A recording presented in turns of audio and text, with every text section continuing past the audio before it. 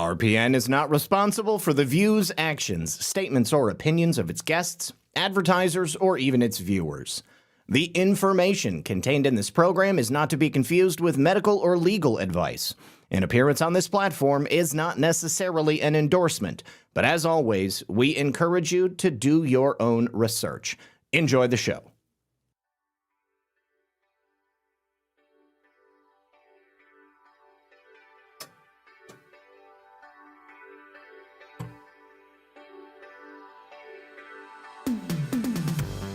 Good evening, everyone. And of course, welcome back. Yes, to another very exciting episode of Red Pill News Live. Thank you so much for joining us. Appreciate you all for being here. Do me a favor, hit that like button. Help us out by hitting the thumbs up, red pill, whatever it might be. You could share the show. That would be awesome. And I just realized I forgot to pin my tweet today. Better do that. So we got a lot to talk about. A bunch of Epstein stuff, obviously. A couple of updates from stories earlier in the week. Chi-Chi just got up. My God, he's probably going to have to go to the bathroom. Give me 2 seconds. Well, you know what? Hang on.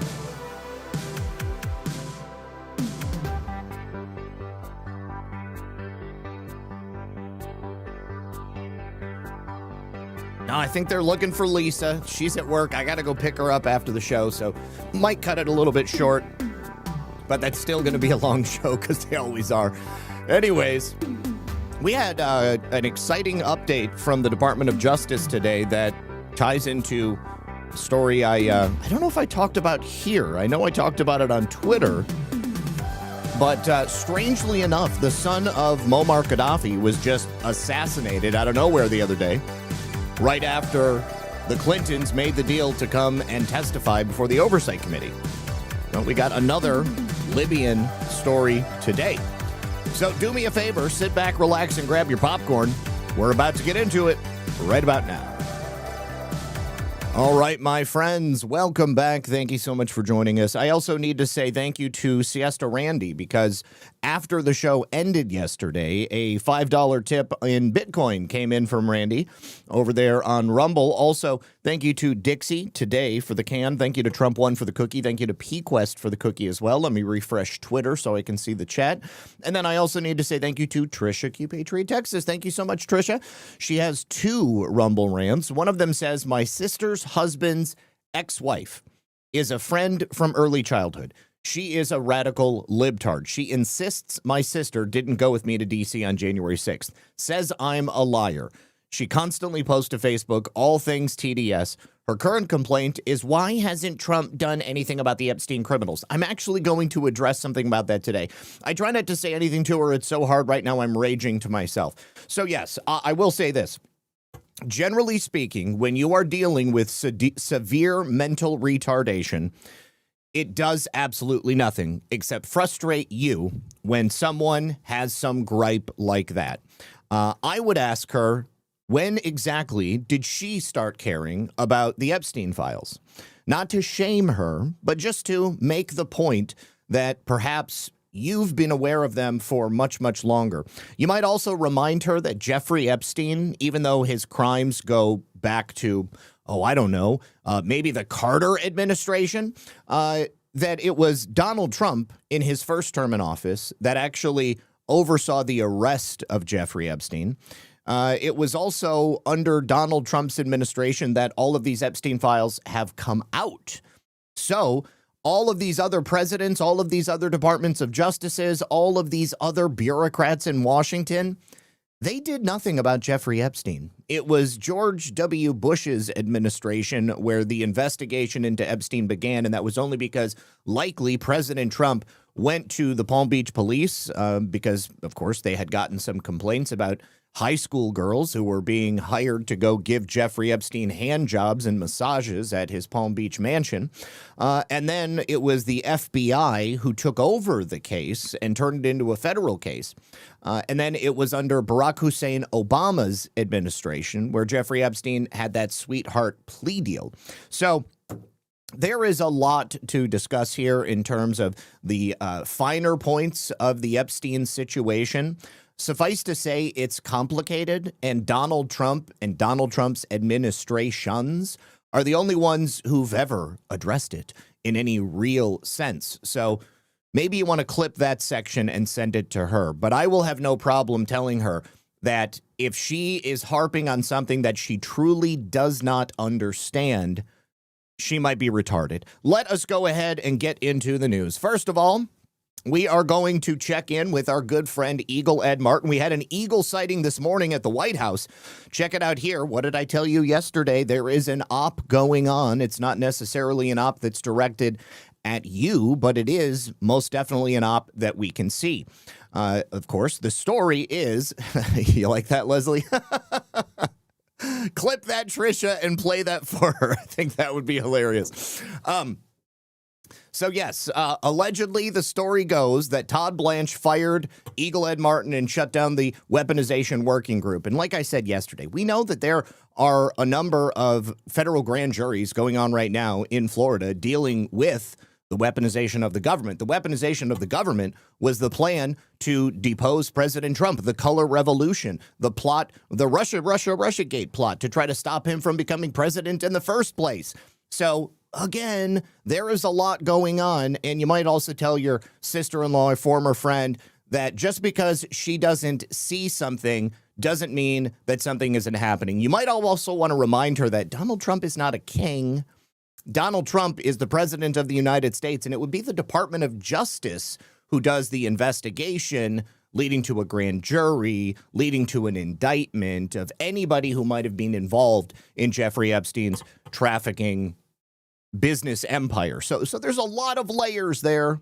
It's like, I don't know. I can probably think of another analogy, and I will at some point later on. But retardation is the only thing that keeps coming to me. I find it so funny when these people are like, why isn't Trump doing this? When for the last 2 years, they've been saying, no kings, we don't want Trump doing anything. And then when he does try to do something, they're like, no, not that. We don't want that happening. I'll tell you what Donald Trump is doing. His administration is addressing the hundreds of thousands of trafficked children that were brought into the United States of America under the Joe Biden regime. It is Donald Trump's administration who is using immigration law to deploy ICE and Border Patrol agents onto the street to round up tens of thousands, if not millions, of criminal illegal aliens that have been plaguing the streets of small-town America since Joe Biden came into office. All right, Trisha says, I'm going to clip everything and post it on Facebook. I love it. I love it. Maybe we'll get a new fan. Maybe she'll show up here and she'll be a convert. You know what, Zach? You actually made a lot of sense. I'm sorry for acting so retarded. Anyways, Eagle Ed Martin met with Donald Trump the morning after that story broke. Yesterday, Eagle Ed Martin and Todd Blanche share a picture together of themselves meeting together, and they look rather happy. They're very friendly. Doesn't seem to be any bad blood. Once again, the next day, now Eagle Ed Martin is again going to visit President Trump at the White House. I repeat myself, and I repeat myself because sometimes it is necessary for people to hear it more than once to get the picture. There is something going on. And we know what Eagle Ed Martin was working on before. We know what is happening down in Florida. We also know there are a lot of other things happening. And here is what we're seeing publicly. So fear not, my friends. Fear not. All right, continuing on from Eagle Ed Martin. We also have great news. President Trump received a major win in the Ninth Circuit Court of Appeals. This time, an activist judge's injunction that was previously blocking President Trump's executive orders that were aimed at eliminating DEI policies, that was withdrawn. It was overruled by the appeals court. We also had a win in the appeals court, allowing President Trump to deploy the National Guard to places like Chicago, Portland, and other places. So expect to potentially see the National Guard deployed into these sort of hot zones. But this one is really important because it deals directly with the unelected bureaucratic deep state, that so-called fourth branch of government that shouldn't exist.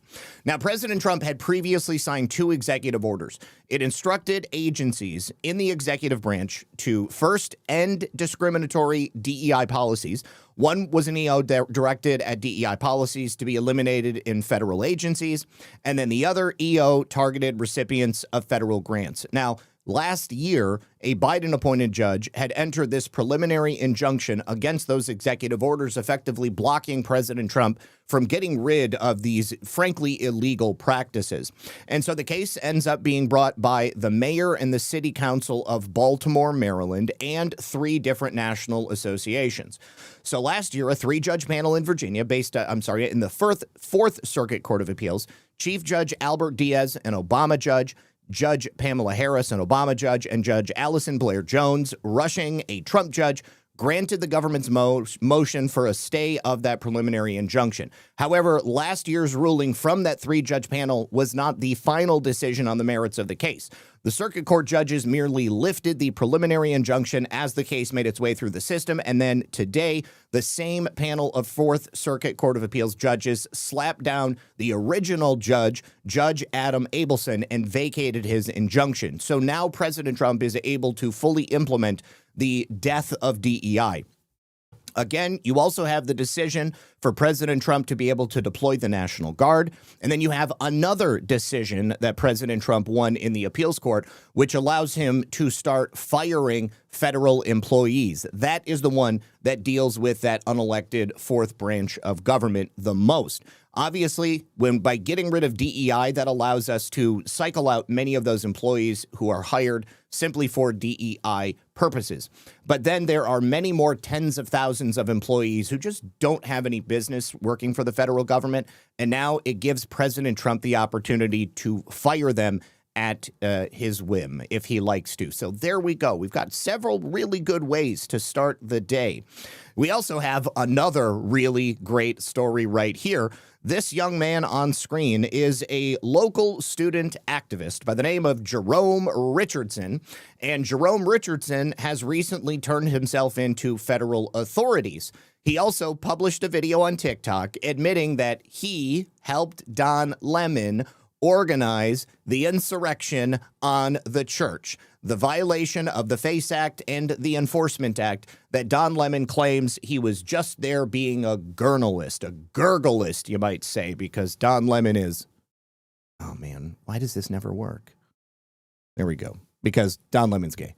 Okay, now let's go ahead and hear from Jerome, because I love that he published this before turning himself into federal authorities. My name is Jerome Richardson. I'm a 21-year-old college senior. I've maintained my silence up until now about my connection to the recent protests at City Church in St. Paul, Minnesota. That was the flyer. Ice out. Somebody had told me that it said Don Lemon's name on the flyer, but this is the one shared by Joyanne Reed. Now, I don't see Don Lemon's name on this flyer. At City Church in St. Paul, Minnesota, which is my hometown, simply because I'm focusing on finishing my degree and graduating in May. However, oh, you poor kid, you're not going to be able to do that now. You realize that once you catch a federal felony, you're also ineligible for financial aid. That's going to sting. With an indictment looming, I fear for my safety and the threat of public doxing. Having overcome many obstacles to reach this point, I really hope to be able to complete this semester and graduate and earn my degree. On January 18th, I assisted Don Lemon during his visit to the Twin Cities by helping with logistics and connecting. Oh shit, he's pulling out the receipts. He's got the text messages and everything. And with local context, Don was reporting on the situation on the ground during the occupation by DHS and ICE and Border Patrol agents. And at that time, I was proud to support his work in exposing the everyday injustices resulted from the federal government's agenda. As a consequence of this support, I am now being targeted by Trump and the federal administration. I say this to say I'm incredibly proud of those who have already faced their indictment and detention. And I know this fight is far from over. Their courage has certainly inspired me. Yet this is the price of being unapologetic about humanity and love of Christ. I support the activists who felt compelled to highlight the hypocrisy of how Pastor David Easterwood could simultaneously be a pastor at the church and the local leader of ICE operations. Ain't nothing hypocritical about it. I mean, all he's doing is working multiple jobs. He's sharing the good word. He's sharing the love of Jesus Christ, and he is also displaying his love for the United States of America by working for ICE and upholding immigration law. He's working to keep his family and his community, his congregation safe. What I love about this is that this kid, Jerome Richardson, he didn't post this video to, like, expose Don Lemon. He's clout chasing. He shared his text messages with Don Lemon to show how close to the situation he was, thereby directly incriminating Don Lemon and himself to an even greater degree. I mean, I have often said that these people may be stupid, but they are not unintelligent. But this is one of those moves that is extremely unintelligent. I would say he's probably not spoken to a lawyer before publishing this video. Straight retard actions right here. What people are experiencing goes against human and civil rights, as well as the teachings of Jesus, who indeed flipped over tables. So while he flipped over the tables for the merchants, for the bankers that were in the temple. It's not like you went in there and said, stop giving loans from your Jewish bank. You didn't say things like that. You went in and you said you're not real Christians because you're following the law, because you support an administration that is upholding the law. It is so different. Like, I get really tired of hearing these people use that as an analogy, because most of these people are not Christians, okay? Most of them do not live a godly or a pious life. They don't try to emulate Jesus. They're not reading their Bible. All they're doing is picking and choosing certain phrases, certain stories, certain memes that they've heard before. And then they say, you know, what would Jesus do? Would Jesus enforce the law? You know what? There is like plenty of stuff in the Bible about, like, you know, conquering invaders coming from other places and why you can't allow that shit to happen. An active youth leader since the murder of George Floyd. I'm speaking out now because I anticipate being in federal custody sometime in the coming. Jerome Richardson has been indicted in the Minnesota case. He is named as Richardson in the indictment, not Treadwell, which led to my confusion. There is an arrest warrant for him, and DOJ and DHS want him to self-surrender ASAP. Are you able to assist him in presenting himself for arrest this evening? Please advise. And again, he has turned himself in. Days. I want to share my love and gratitude and ask that you all support through 3 actions. Pray for my safety and my peace of mind. Do not stop fighting against this oppressive system. And please support my legal defense fund, as I am in dire need of you all's financial support and emotional support, as well as prayers. I'll pray for your soul, homie. But that's all you're getting out of me. Not about to put any money up on that tip. All right. Now, like I was saying in the introduction, Bill and Hillary Clinton. Hillary Clinton, at this point, what difference does it make talking about Benghazi? Okay, Hillary Clinton was running guns in Libya. What happened in Benghazi did not need to happen. It was an orchestrated event. They were trying to cover their tracks. They allowed those Americans to be under siege for 13 hours and then to die a terrible death. They overthrew Muammar Gaddafi so that they could steal the gold that Libya had. Libya was the most prosperous, the most well-run country in the entire continent of Africa. Muammar Gaddafi had been working on a project to irrigate the desert for decades, and he was going to completely change the way that Africa did their business. He was also starting a new gold-backed currency, and he didn't want to be part of central banks. There are so many different reasons why Muammar Gaddafi was deposed. And in doing so, Americans lost their lives. Slavery is openly taking place in Libya to this day. Hillary Clinton benefited greatly from the death of Muammar Gaddafi and the death of those Americans. I find it highly, highly interesting that Hillary and Bill finally make a deal to come and testify before the Oversight Committee. And then days later, the son of Muammar Gaddafi, who has survived these many years after the taking over of his country, after the murder of his father, he has survived this entire time. And then, like, literally 48 hours after Bill and Hillary make a deal to come on in and speak on the record, masked men come into his house and they assassinate him. Okay, this was not like he was driving down the street and somebody, shot a stray bullet. He was murdered. This man was assassinated so that he could never speak. Okay, and now, just a couple of days later, we arrest, allegedly, one of the terrorists that were involved in the attack on the consulate in Benghazi.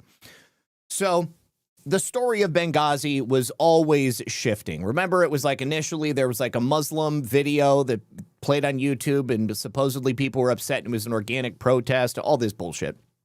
Anyways, there was undoubtedly Islamists in Libya who attacked the U.S. consulate September 11th of 2012, and it led to terrible things, deaths, people not being backed up. If you've ever seen any of the shows that I've done with Nick No was, in the military at that time. They saw what was happening. He asked if he could send backup there. They would not allow him to. Hillary Clinton was Secretary of State at the time. Almost no one in the United States on September 11th, 2012 had ever even heard of Benghazi before. But after that, the name Benghazi is like burned into the minds of all people. And, of course, Chris Stevens was the ambassador at the consulate in Benghazi. He was murdered along with 4 Americans total. And this all started because Obama and Hillary started this war in Libya. There never should have been a war in Libya. Never should have even had an opportunity to place Americans in jeopardy. Muammar Gaddafi had already apologized for like Lockerbie and anything else that Libya had done. He had paid restitution to the world. And for some reason, they just had to go in and kill everybody. They had to kill Gaddafi and they had to take over the country. They stole all that gold. Jeffrey Epstein, in his new emails that were released, he's talking about how to get into Libya, how to get the gold. Undoubtedly, the House Oversight Committee is going to ask Hillary about Benghazi. Undoubtedly, they're going to ask about Jeffrey Epstein and Libyan gold. Undoubtedly, Hillary Clinton is going to have to make some shit up on the spot, or she's going to have to plead the fifth. I'm anxious to see what direction they're going to go. So for days after, and if you don't know, the movie 13 Hours is based on the siege at the consulate in Benghazi. So for days after the attack, Obama and Hillary were saying that it was because of a U.S. citizen who had incited protests in Benghazi by putting out that YouTube video about Islam. Now, they continued with that story, even as the caskets of the 4 dead Americans were shipped back to the United States. And they just basically left the consulate to fend for itself. They never sent any military assistance in there. They very easily could have. But these guys, this was a well-targeted and well-planned attack. And I would not even doubt for a moment that the weapons that were used against these Americans likely were the same weapons that Hillary Clinton was running into Benghazi with the assistance of the Central Intelligence Agency. So the man who was arrested is Zubair al-Bakush. He's a suspect in the attack, the planning of the attack.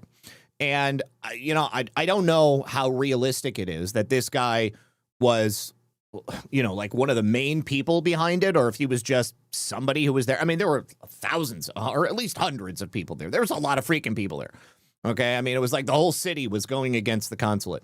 So let's hear from Bondi, and then we're going to hear from Jeanine Pirro, because this guy is going to be prosecuted here in the District of Columbia. On September 11th, 2012, Americans watched horrified as our embassy in Benghazi came under a vicious terror attack. We lost 4 American lives that day. Ambassador Chris Stevens, Sean Smith with the State Department, and 2 CIA contractors, Glenn Doherty and Tyrone Woods. We have never forgotten those heroes. And we have never stopped seeking justice for that crime against our nation. In fact, from day one, Cash and Dan would sit in meetings and say, we're going to get them. And they did. Today, I'm proud to announce that the FBI has arrested one of the key participants behind the Benghazi attack. Zubair al-Bakhash landed at Andrews Air Force Base at 3 a.m. this morning. He is in our custody. He was greeted by Director Patel and U.S. Attorney Jeanine Pirro. All right, somebody in the chat had asked how much gold. I've heard figures like 143 tons, 144 tons, somewhere between $6 and $7 billion in gold. That was the value a couple of years ago. Let me see. We'll right now. How much is 144 tons of gold worth in 2026 dollars? Let's see. Well, now it's worth about $20 billion. $20 billion. Yeah, that's a lot of freaking money. A lot of freaking money. All right, now let's hear from Judge Jeanine. She's got a little bit more to say than Tammy Girl. And just so everybody knows, these are the 4 Americans who passed away. So you got Ambassador Chris Stevens, diplomat Sean Smith, a retired Navy SEAL named Glenn Doherty, and a retired Navy SEAL named Ty Woods. Ty Woods' dad has been, kind of for years, he was pushing to get answers on Benghazi. And those hearings, I really liked Trey Gowdy back in the day because it seemed like he was pushing the envelope on Benghazi. But just, nothing ever happened. And he's been kind of a blowhard ever since he left Congress. All right. Anyways, here is Judge Jeanine. Holy shit. It's been 14 years. Man, it's crazy. For Americans. 14 years ago, Americans watched in horror as a scene unfolded in a foreign land. Hold on. I got a couple more Rumble rants. Blow Gabriel Blow says, thank you for real news, sir. I've been sharing your intro show for weeks now. The intro is the best. Thank you so much. I appreciate you, homie. Rugdog196 says, love the show. Love you too. Thank you for that. Also, thank you very much to Sean Joe for 2 cookies. Thank you to Moon Baby, who says, thank you for the news today. Love the show. Thank you so much. Appreciate you. Filter Dog says, I am looking forward to this show today. Good. I'm looking forward to it as well. Sean Joe, thank you for a cookie. Missy Girl, thank you very much for shades. Sean, thanks for the cookie. And Darla says, hey, Zach and Lisa. Hey, chat. I wish they would play Anthony Weiner insurance files when the Clintons give testimony for the world to see. At this point, I don't even know if those Anthony Weiner files even exist anymore because all of those NYPD officers died mysteriously by suicide after they were present for the witnessing of that. So, I don't even know where that stuff is. I would hope that they would have it. But of course, based upon the description that was given by what's his name? Eric Prince. It sounds like it was the kind of thing that would make you throw up. So I don't know that they could play it out there. Why did they kill the son? Well, the only reason I could think that they killed the son is because you've got a living person who was perhaps privy to the conversations that Muammar Gaddafi may have been having with people here in the United States. Muammar Gaddafi, like I said, had rejoined the international community. And I am certain that there was pressure that was put on him to not create a gold-backed currency. And also, they were probably not happy about his plans to bring water into the desert, irrigate this desert land, making it possible for people to grow crops. That would bring self-sufficiency to a large part of Africa, which simply doesn't have it now. So in terms of like an official reason of why they killed the son of Muammar Gaddafi, nobody has taken responsibility for it. Nobody's put out a notice and said, hey, it's us. The guy was not in government anymore. He was just trying to live his life. So I can only imagine that it's connected to Hillary Clinton in some way. It was to keep him quiet. one of the most dangerous places in the world for Americans, Benghazi, Libya. An American ambassador, elite military personnel, and a State Department employee were all violently murdered. For 13 hours, the American cavalry never came. For 13 hours, they waited for help that never came. Today, President Trump is making sure that American justice is coming for those individuals responsible for the deaths of those 4 Americans. Pkwy is now on U.S. soil because of the President, Attorney General Pam Bondi, and Kash Patel. The FBI, the Department of Justice, never forgot. There are prosecutors in this room right now who have been in the office for 13 years and have consistently handled this matter in this case. This department will never forget the seemingly forgotten in that outpost in Benghazi. Pkwy was first charged by complaint in 2015, which was sealed for 11 years. An indictment, an 8-count indictment, has been unsealed, and it charges Pkwy with the murder of Ambassador Chris Stevens, the murder of State Department employee Sean Smith, the attempted murder of State Department Special Agent Scott Wickland, and conspiracy to provide materials for terrorists and support that resulted in the death of 4 Americans, as well as arson at the special mission. I don't have to go through all of the facts, but every one of us remembers this case. I reported on it when I worked at Fox. I had relationships, as Kash Patel just said, with the families. And last night, as soon as they were in custody, because of Pam and because of Kash, we had a limited unsealing order from Judge Cooper that allowed me to speak to the family members to let them know that justice was coming for Pkwy. I spoke with Sean Smith's mother, who I've known for years and have communicated with for years. I spoke with Tyrone Woods' widow, Dr. Dorothy Woods. I spoke with Ambassador Chris Stevens' family, as well as Glenn Doherty's brother, Greg, as well as his widow. These were people who never expected that justice would be coming.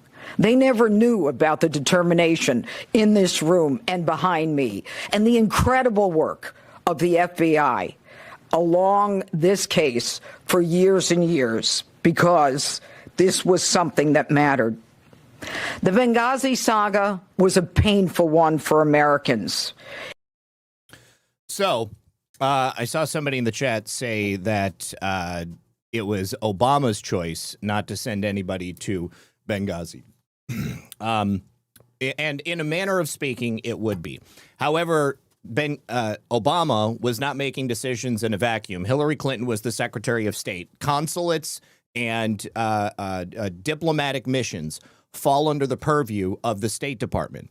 There were serious security lapses at the State Department, which led to security lapses at consulates like the one in Benghazi, which left them unprotected in the event of something like a Benghazi attack happening.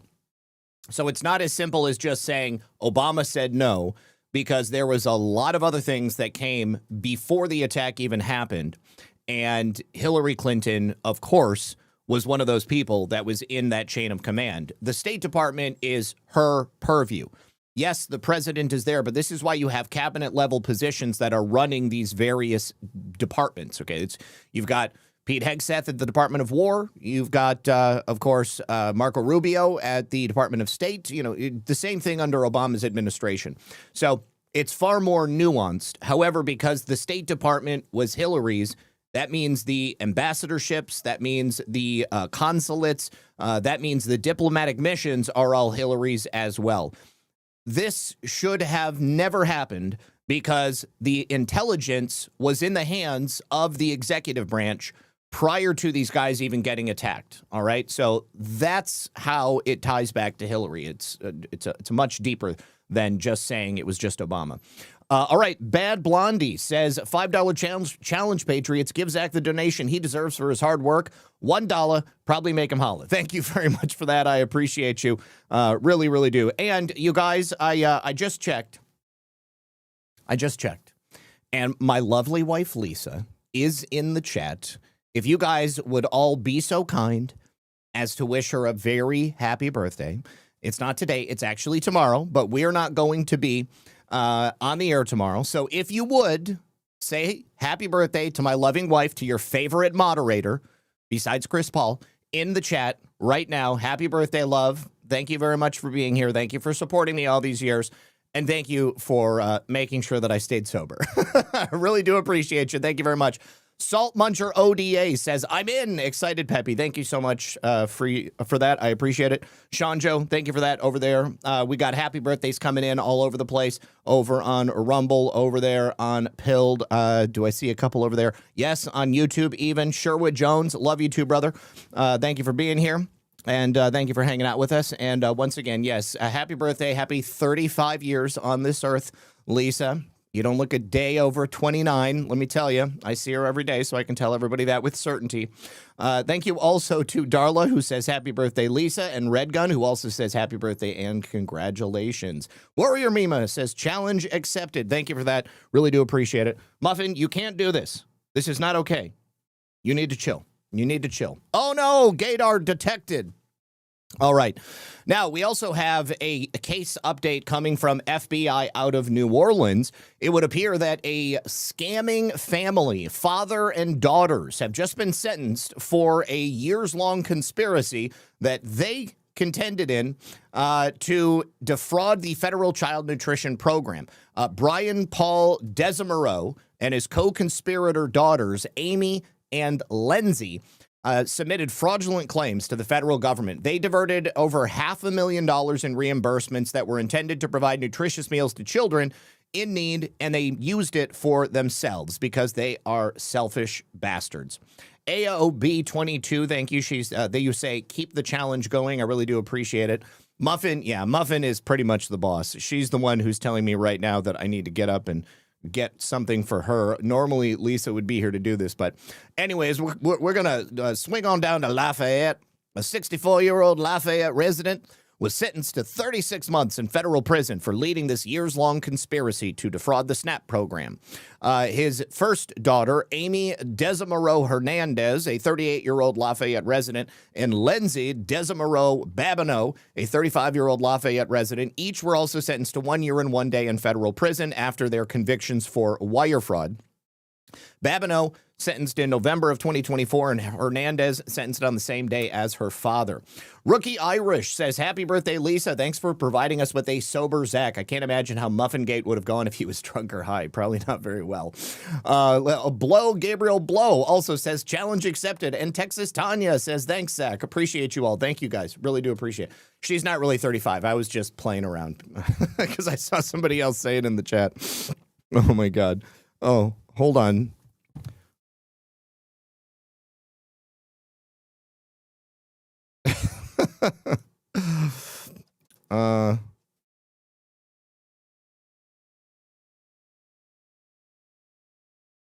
That's so funny.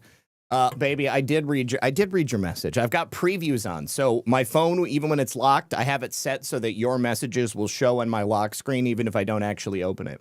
Hazel Kitty 57 says, happy birthday. And SKG04, is that the same as SKG123, just on another platform? Happy birthday, Lisa. God bless you both.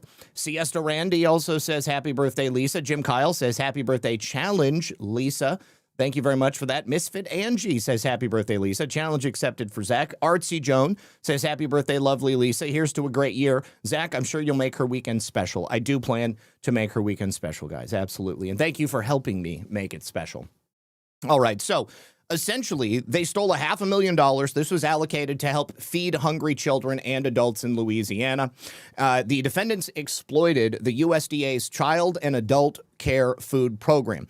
This was intended to provide nutritious meals to people that needed it Added Up says, happy birthday, Lisa. Thank you so much. Siesta Randy again says, happy birthday, Lisa. Artsy Joan says, for the challenge. Thank you for that. Lee Walden says, Miss Lisa, another trip around the sun. The best part, you have a great partner to guide you through the storm. Happy birthday, young lady. This too shall pass. Thank you so much for that. Appreciate you. Chafed Bum says, happy birthday, Lisa. Thank you for that. Appreciate you. And then B. Seddons also says, happy birthday, Lisa. You guys are the best. Thank you for that. All right. So now they're going to prison. They're not going to be scamming the government any longer. Here is another scammer story, this time coming out of Rhode Island. First of all, let me just say that when you are laundering money for your drug-dealing boyfriend, you probably do not want to go to your Instagram and post a picture like this. As you can see, she is dressed like some kind of thought, sitting on top of a washing machine with dollar bills crumpled all over the floor and a couple of big money bags, and there is a glowing neon sign on the wall that says money machine. I'm sorry, but this picture screams, I am laundering money. She did this after laundering nearly $500,000 of her boyfriend's drug proceeds. Now, she previously was the CFO, Carolina, Korea, at Lifted Luxury.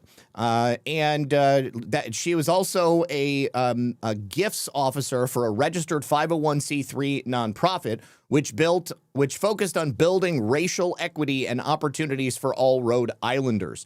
She has helped raise $15 million for the organizations, all while overseeing the Young Professionals Affinity Group for the organization and the Young Leaders Circle, including the Volunteer Executive Committee and the group's communications event. So this woman is a woman of means, of knowledge, of education, and also, of course, coming from the nonprofit sector.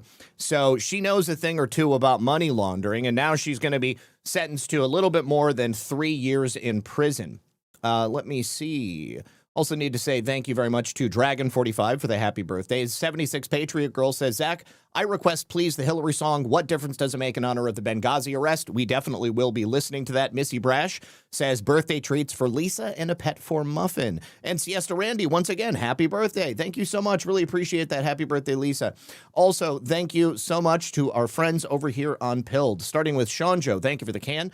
Darla says, happy birthday, Lisa. Thank you for the can. Red Gun says, happy birthday and congratulations. Hogleg71, thank you for the cookie. Sean Joe, thank you for the cookie. Hogleg, thank you for the can. And thank you for another can. Happy birthday, Lisa. Country Girl 007 with a cookie. Happy birthday, Lisa. And Sean Joe with a phone says, I'll little more B-Day loot. Thank you for that. All right, so Carolina, Korea of Cranston, Rhode Island was sentenced on February 4th to 42 months in prison, followed by 3 years of supervised release. She also has to pay a $150,000 fine and forfeit $350,000. She is officially an entrepreneur, a real estate owner, and fundraiser, and she was the leader of a sophisticated multi-state scheme to launder $450,000 in fentanyl tracking proceeds that were derived by her then boyfriend, Jazdruel Perez. In 2024, December, Jazdruel was sentenced to 22 and a half years in prison for his role as the leader of a large-scale fentanyl trafficking conspiracy responsible for manufacturing and distributing millions of fentanyl pills made to look like oxycodone and Percocet. So between 2021 and 2022, Perez enlisted his financially savvy girlfriend, Korea, to assist him in laundering his drug proceeds. Korea contacts a friend who was opening a marijuana dispensary in Massachusetts, seeking investors. Korea agreed to seek out investors in the dispensary, and in exchange, she would get an ownership stake and the title of CFO of that dispensary. In 2022, January, Korea indicated she had found investors for the dispensary. Those investors included a real estate investor based in North Carolina with whom Korea had a long-time personal, not professional relationship as his associate.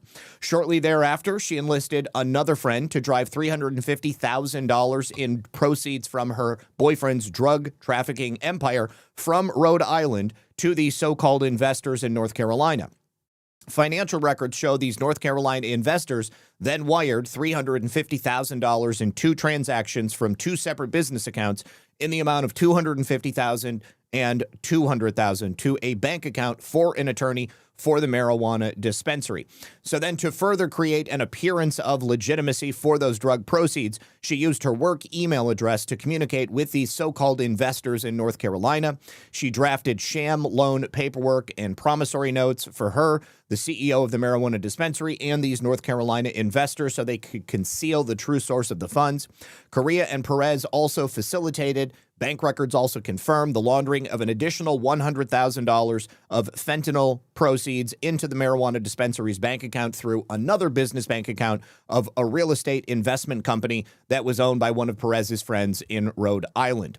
So she used her professional reputation and public image to make it appear as if she was legitimately finding investors for this business. But similarly, in intercepted communications, she regularly described the hustle to clean Perez's drug money for her own financial benefit through various financial and real estate transactions. You know, oftentimes when we're talking about people who've broken the law, people will slip up. You know, I mean, they will talk about their crimes in emails. They will talk about their crimes in phone calls and text messages.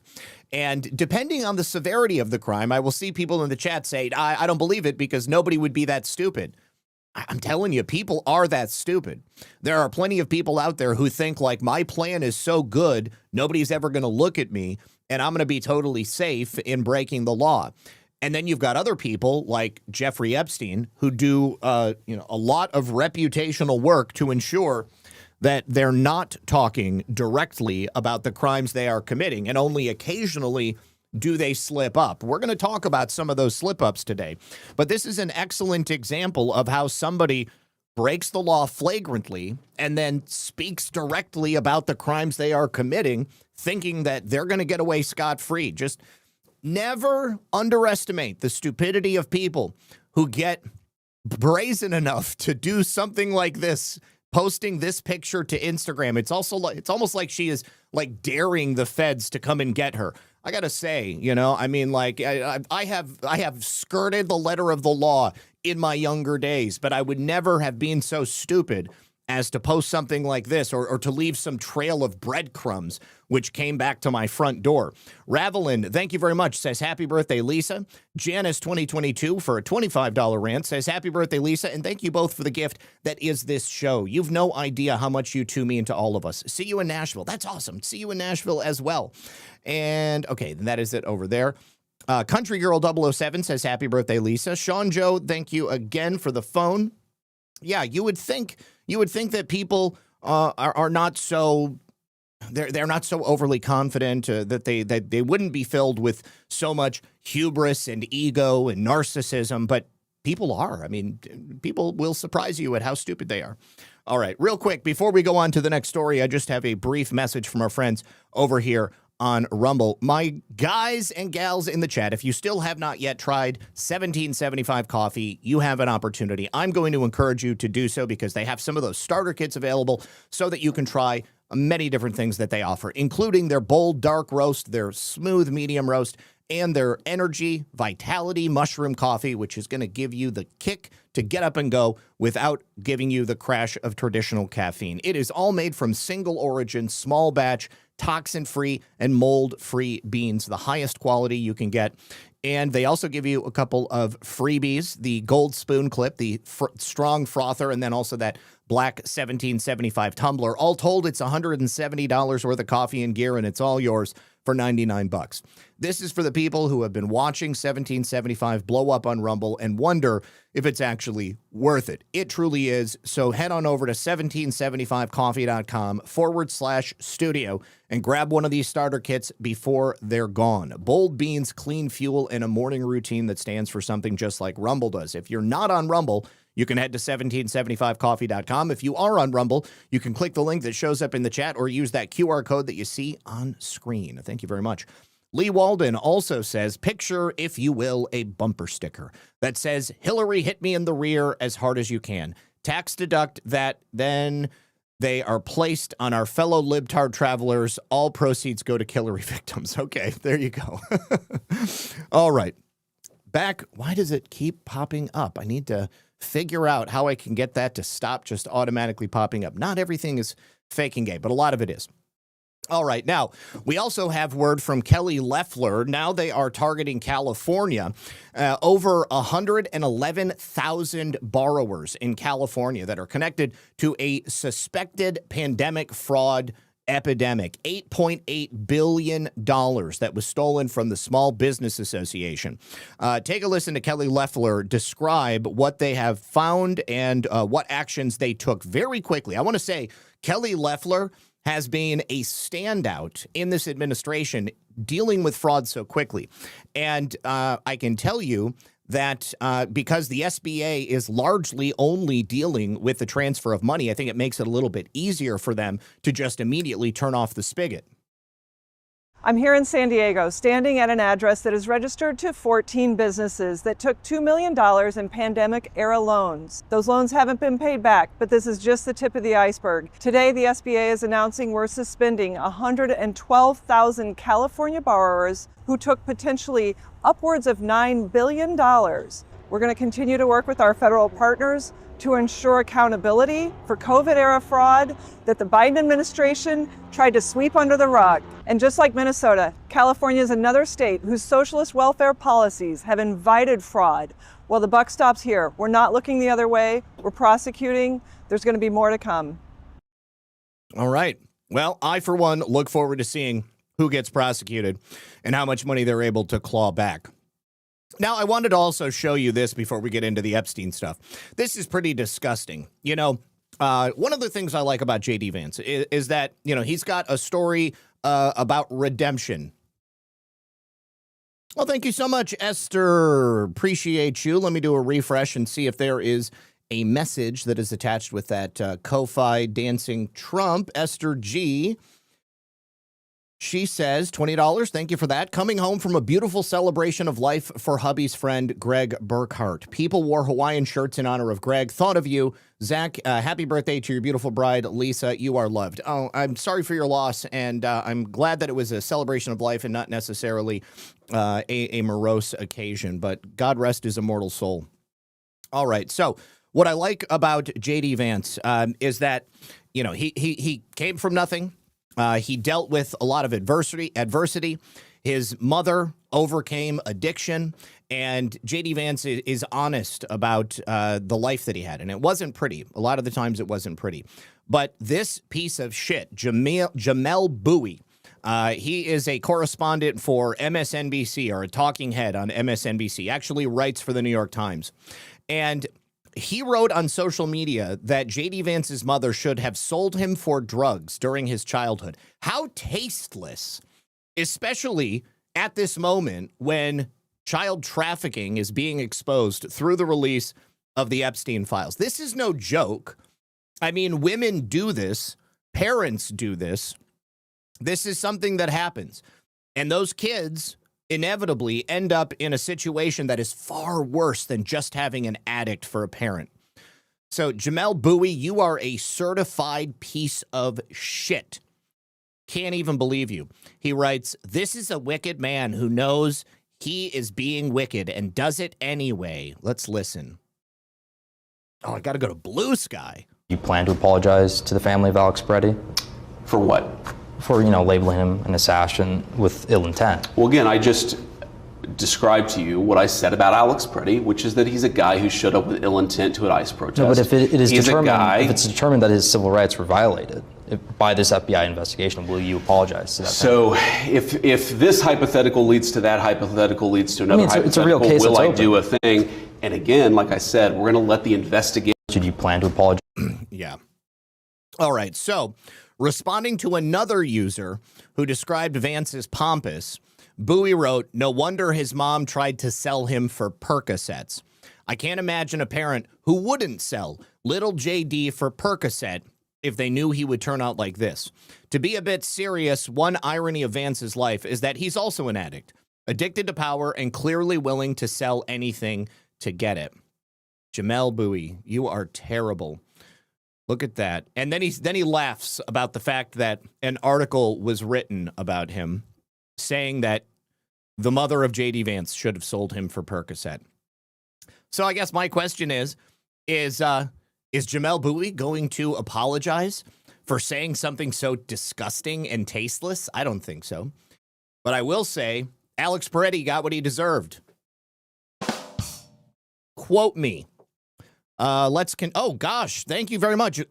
Gabriel Blow, $100 for Lisa's birthday. Plus, I'm celebrating the end of a 2-month-long project I finished up today. Get that girl a nice steak dinner. Thank you so much, dude. I definitely will. S2G109, thank you for the $20 rant. Says, wishing Lisa a very happy birthday. Radiating heart, thank you for that. Also, Cindy Lou, thank you for the $50 rant. Happy birthday, Lisa. Have dinner with your man on me. Thank you so much. I really do appreciate you. All right, now, Alexandria Occasional Cortex has probably put herself into a little bit of legal jeopardy. She was just the speaker, a keynote speaker, at a town hall in Queens, New York last night. Now, during that town hall, she announced plans to help with training sessions to obstruct ICE agents and dox agents amid an immigration crackdown, which could likely lead to more Alex Perettis getting ventilated on the pavement. Now, AOC told her constituents that she voted against the $1.2 trillion government funding bill that allocates funds to DHS for 2 weeks. She said, I did not vote for this. I voted no. She also encouraged her constituents to keep an eye on ICE activity and said that they should be training these so-called legal observers, knowing things you can do legally to observe, to film, to take notes without being deemed as impeding law enforcement. Well, you can just look at Alex Peretti. That was an excellent example of impeding law enforcement. We have upcoming teach-ins with Hands Off NYC, so we'll be doing that jointly with our community. Let's go ahead and take a look at this and see just how damaging this might be for her. I'll start with the election piece because it kind of came up. Oh, no, I can't listen to her for 4.5 minutes. There's no way. There's no way. But anyways, she brings up the shootings of Renee Good and Alex Peretti. She calls them murders.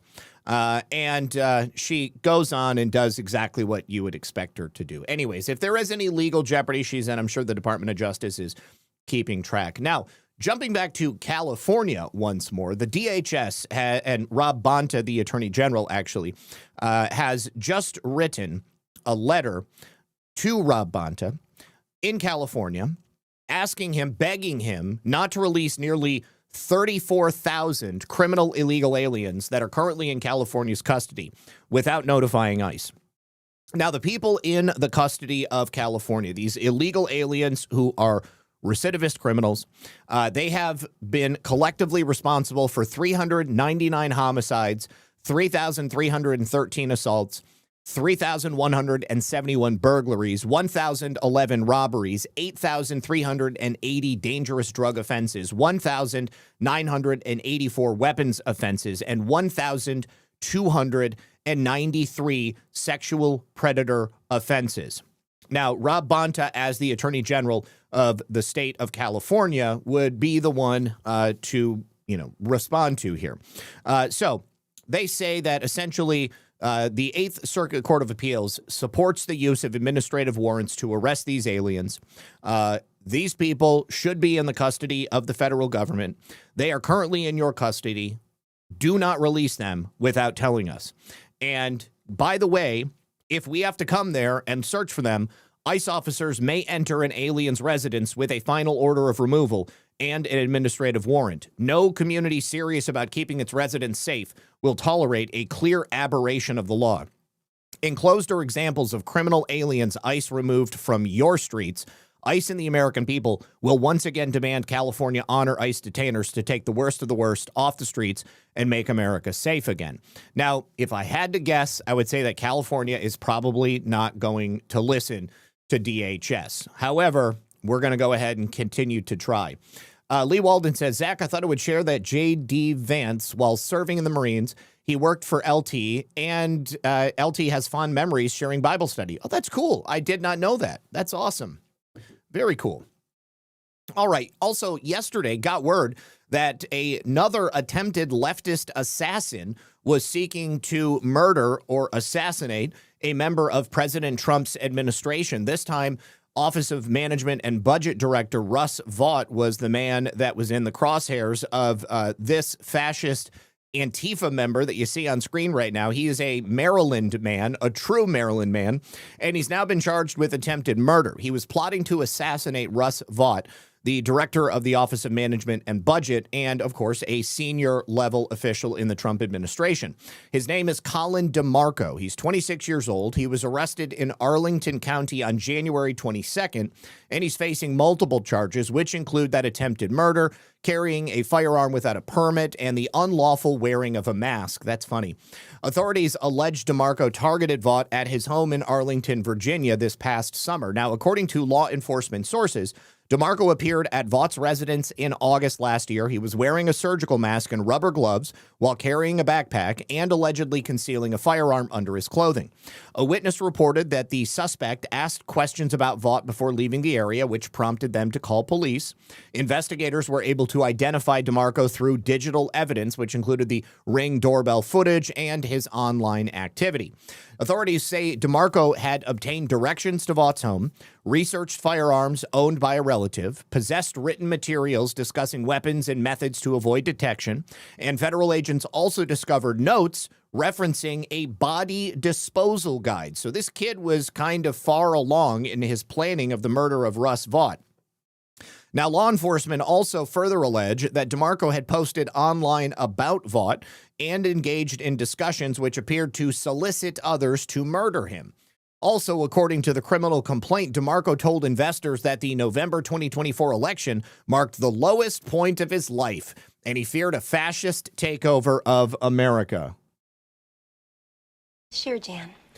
As well as a prominent member of the administration, Vaught is one of the principal authors of Project 2025, obviously the policy blueprint that was aimed at restructuring the federal government to better align with the president's agenda. Project 2025 is another excellent example of the sort of mixed messaging that President Trump gives to the general public. Of course, the left surged. They grabbed on to Project 2025. I was talking about Project 2025 before it ever came up in the administration because I knew it was brilliant. And then once the left was like, Project 2025 is bad. And then President Trump said, I don't even know what Project 2025 is. I didn't write it. I don't know what you're talking about. And he said, that's not my agenda. I've got Trump Project 2025 or whatever you want to call it. And then people were like, Project 2025 is bad. Trump doesn't support Project 2025. We should not even talk about Project 2025. Well, guess what? His administration is made up of people who wrote Project 2025, and Project 2025 is one of the key components of President Trump's second administration. So here we go. Just want you to remember that President Trump says things publicly that maybe do not align with what's actually happening behind the scenes, because you cannot give up your hand to these people because they are absolutely insane. So in that document, Vaught described the Office of Management and Budget as the president's central command structure for enforcing executive priorities, which is why Russ is the man running it. The Office of Management and Budget has yet to detail on this case. They haven't spoken about it, but they have issued a statement thanking law enforcement to ensure the safety of Director Vaught and his family. So DeMarco is currently being held without bond at the Arlington County Detention Facility. His preliminary court hearing is scheduled for February 23rd. This plot is just the latest in a long line of attempted assassinations of President Trump's cabinet and members of the executive branch by radical leftist terrorists, and same type of people that likely have killed others. Freya and the Boys says, I will meet the challenge and give my $5 for Lisa's birthday, but I want proof that she gets the money. You should make a short video hitting her with birthday money. LOL. Love the show. Happy birthday, Lisa. Okay, I can probably do that. All right. Now, Los Angeles Mayor Karen Bass has also been accused of altering the report by the LA Fire Department on the wildfires in the LA area so that they could lessen the liability of both her and others in the city government. So she has been accused of making these changes on the wildfires in the Pacific Palisades and other areas so that she could make it look like she comes out smelling better than she actually does. Now, both Mayor Bass and Governor Newsom have been criticized from many different people, not just politically on the right, but people across the political spectrum, because the way that they both handled these fires allowed for more houses to burn and obviously allowed for people to die. So Karen Bass, of course, denies that she altered this report in any way, but let's take a look and see exactly what's going on. 2021 Outcry says the left and the right are both bad. There are bad people on both the left and the right. But what you don't have is people on the right seeking to assassinate members of the government that they don't agree with. That is a uniquely Antifa, left-wing, radical communist type thing. So, yes, it is nuanced. You are correct. But it's not cut and dry like that. All right. Now, Los Angeles Mayor Karen Bass is accused of altering this report in her favor after a critical after-action report was initially published showing the decision-making that went into fighting these fires. Devastating results took place. 31 people died. She has repeatedly denied that she interfered with this report. But the Los Angeles Times is actually quoting two people with knowledge of the matter, saying that when she first saw this report, she was concerned the city would be exposed to legal liability because there was no preparedness ahead of time. And so she had certain bits of language that were removed to soften the implications for the city. One of the key changes was altering details about failures to fully staff and deploy resources leading up to the fire. Well, the only problem there is, Karen, that we know that to be the case already. Like, we've already gone over this on so many times, and it's not, I'm over here in Florida, but we've got people there in California that were diving into this and even talking about it before the fires actually took place. Your own fire chief at the time said that she and the others in the fire department were not given the resources that were necessary to even be able to fight this. President Trump talked about the fact that California had failed to stock the water tanks that would be used to fight a fire like this. And we know that Governor Gavin Newsom and his state government had a policy of not doing preventive fire management, cleaning up brush, etc. I mean, it was a powder keg. There were so many different things that led to this. So the report cites a confidant of Karen Bass who said the mayor didn't tell the truth when she said she had nothing to do with changing the report. Now, if you'll also remember, Karen Bass went to Africa days before this fire broke out. Even though there were warnings that the hazardous conditions that were going to be on the ground while she was gone could potentially lead to risks of fire and obviously major damage happening throughout Los Angeles. There was also that insane call that Karen Bass made speaking to an underling where she seemed to indicate that there was some level of foreknowledge about what was coming. And if I had to guess, I would say that Karen Bass and some other people in California government planned to allow these fires to take place. They planned to clear out this area because they had other plans for that real estate. So Karen Bass is, of course, going to be challenged in her next race by Spencer Pratt. Spencer Pratt is a guy who lost his home in the fires. He was also like a reality star on MTV or something in the past. And so he's been talking about this. He's been working actually with the federal government trying to bring some sort of legal and criminal accountability to the state government of California and the local government of Los Angeles as well. So I wish him all the best. Now, also, we've had a couple of different 764 and 764 affiliated arrests that have happened very recently. But this one was kind of interesting because it's not an adult affiliated with the group. It's a 14-year-old boy. And to make it even worse, his name is Jose Pagan. He's a Satanist named Pagan. He's been arrested on terrorism and child pornography charges. I guess he was planning a church shooting. He's been charged, and he was plotting to kill a number of people at a local Wimama church. So Police received a tip on Monday that this boy had access to weapons and he was planning this mass shooting. He's connected to an active pornography investigation, and detectives searched his home and they found 14 graphic images, including the abuse of toddlers. Oh, God. Now, the church itself has not been identified, but he was definitely in a chat room for 764 affiliates and other violent extremists where they were discussing how they would go about carrying out mass shootings at churches. Let's go ahead and take a listen. Don't let the age of this suspect diminish the seriousness of these crimes. The Hillsborough County Sheriff's Office got a tip about 14-year-old Jose Pagan over the weekend, and it came into the Joint Terrorism Task Force. In this online chat room, he discussed shooting up a church nearby his home located in Waimama. The teen did not name a specific church, but the sheriff said Pagan is linked to a national hate group called Temple of Love. This is a neo-Nazi satanic group that advocates for violence as a terms of achieving spiritual enlightenment. Pagan was arrested Saturday. The dad was upset. You could even see on the deputy's body cam that the dad was admonishing him. I told you not to get on there. I told you not to talk to these people. Deputies later searched the teen's house in Waimama. Inside his father's safe, which he didn't have access to, was an assault rifle and 2 firearms. But there An assault rifle is not a real thing. Is he talking about an AR?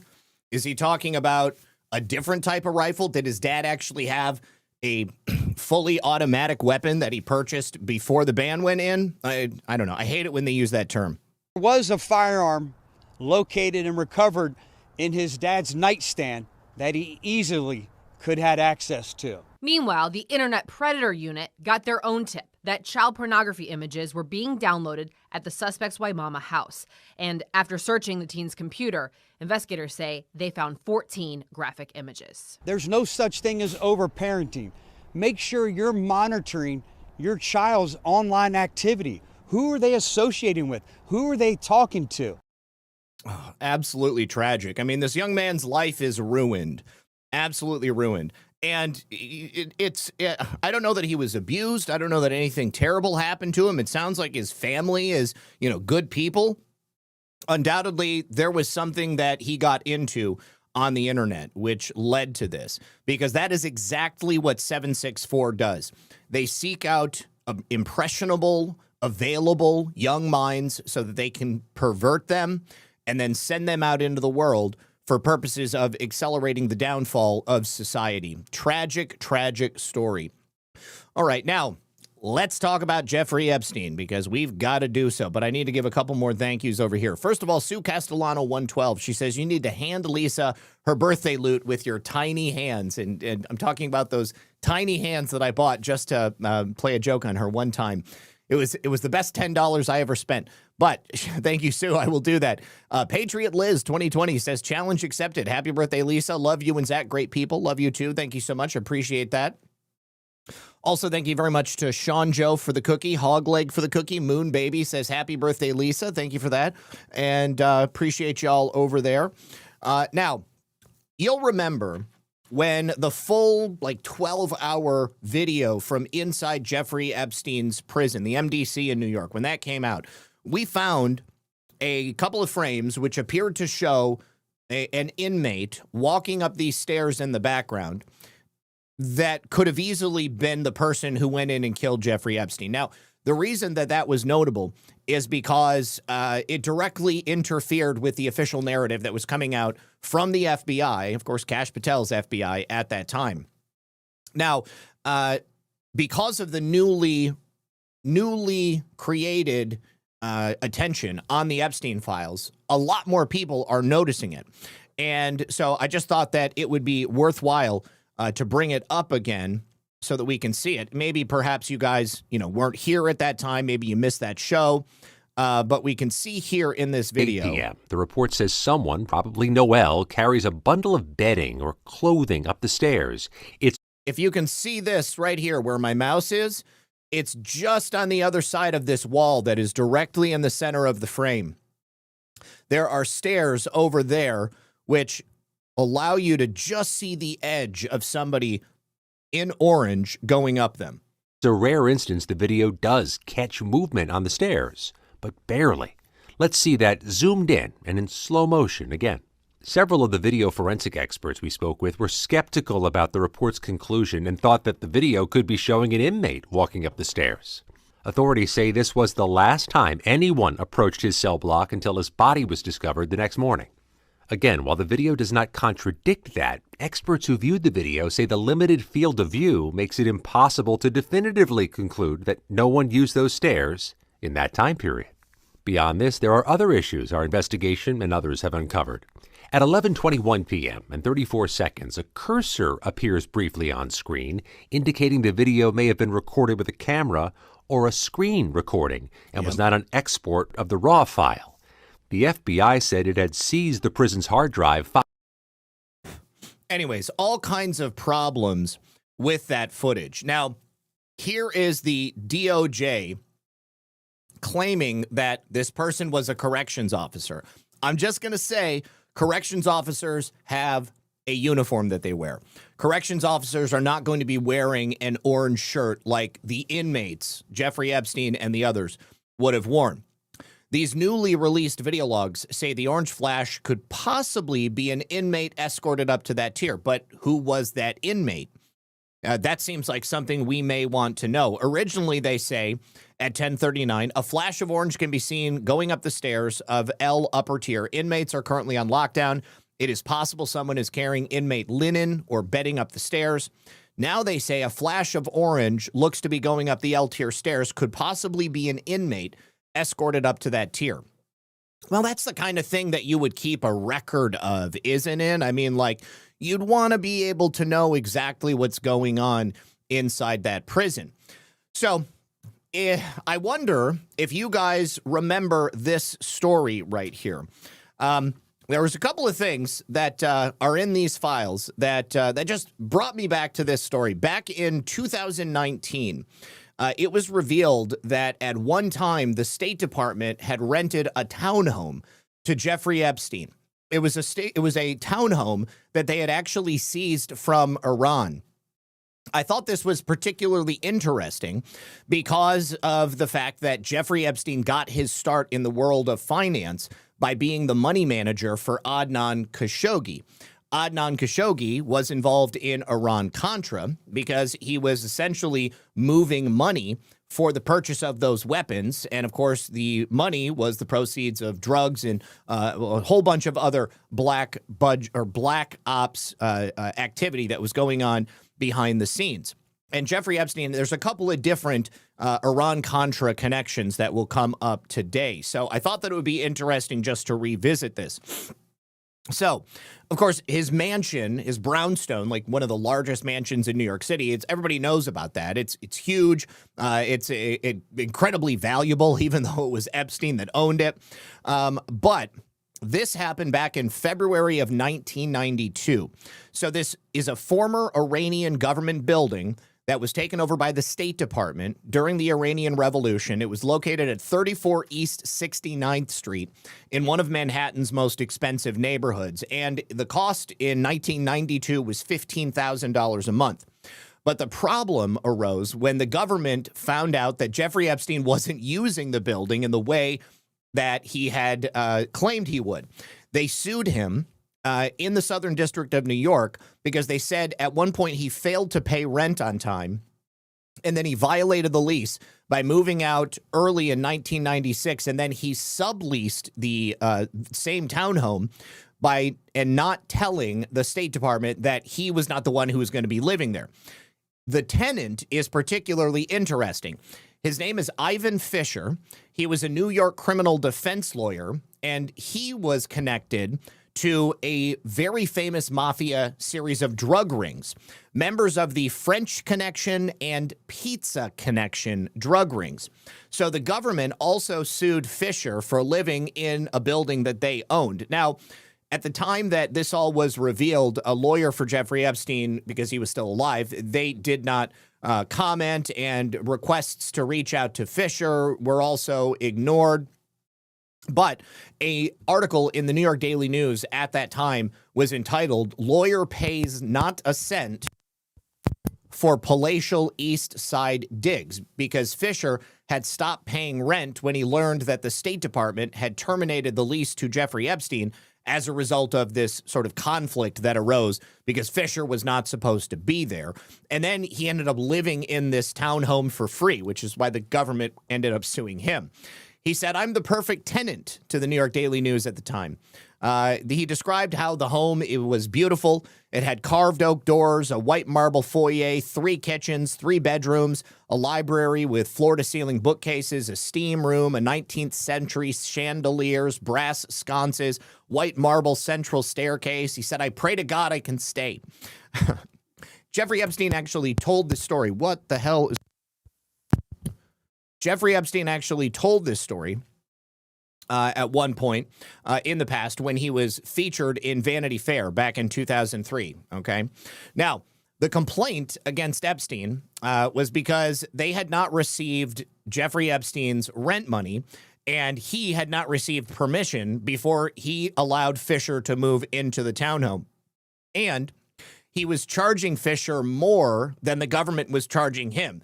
He was charging Fisher $20,000 a month, and the State Department was charging Epstein $15,000 a month, which meant that Epstein was making $5,000 a month on this deal. So the court documents are available for this, and it includes a later amended complaint from the government, which added even more defendants to the suit, a clutch of other lawyers whom the government alleged were in turn subletting office space in the building from Fisher. So it was subletted to Fisher, and then Fisher was subletting it again to other people. There's a sworn statement from one of those lawyers, a man by the name of Lawrence Gerzog, who told the court that he had given Fisher free legal services in exchange for office space, along with a number of other lawyers. So the government had to evict Fisher, and the court ordered Fisher and Epstein, who in the course of this process were eventually involved in litigation against each other as well, to pay that back rent, vacate the premises. An eviction order was served on July 16th, 1998. So for just about 6 years, this was going on. And then Marshall noted on the service receipt that the tenants had already moved out when this actually finally was adjudicated. So the State Department, first in notifying Epstein of this, they sent him a letter and a letter to his lawyer, Jeffrey Shantz. And those letters occurred in the court filings as well. As you are aware, Mr. Epstein's departure from the house and his failure to make timely rental payments in February and March of this year have been matters of serious concern to this office. Now, Thomas E. Burns Jr. wrote that later. He was the deputy director of the Office of Foreign Missions. In April of 1996, in that letter attached to the court filings, Burns also wrote that the Office of Foreign Missions had already found someone to take over the lease from Epstein. It was a developer named Xenophon Galinas, and that they would not approve this sublease to Fisher or the subleases that Fisher was giving to other people. In June, Burns writes a letter again directly to Epstein to notify him he had violated the lease by leaving the property and then subletting it, and it gave him 30 days to kick Fisher out and move in again himself. They were even going to let him stay in this building. So then in August, Burns writes again to tell Epstein that because Fisher is still there, the State Department was just going to cancel the lease, and at the end of October is when the government filed suit. So Epstein was accused of carrying out an effort to put someone else in the house in his stead without clearing it with the State Department. And then Richard C. Massey, who was an official at the Office of Foreign Missions, had been the point person for the lease with Epstein. He gets deposed in 1997 by the defendant's lawyers, and he told them Epstein had appeared to make a concerted effort to put someone else in the property without state knowing. Mr. Epstein was shopping the property around town without our knowledge, all over town. We had calls from real estate agents who asked us about it. I do not know how many people in the city of New York had a copy of Mr. Epstein's lease. So why had he abandoned this decadent mansion so abruptly and moved out without getting permission to sublet? At the time, he made it known that he was moving out. He told the New York Times in January of 96 that the mansion on East 71st Street would become famous in the context of his alleged crimes. It belonged to Epstein's client and mentor, Les Wexner, and it's unclear how much Epstein paid for that house. So it looks like right at this time, Epstein gets this free other mansion from Les Wexner, and it's much bigger, much more beautiful, much more opulent, and so he moves into that.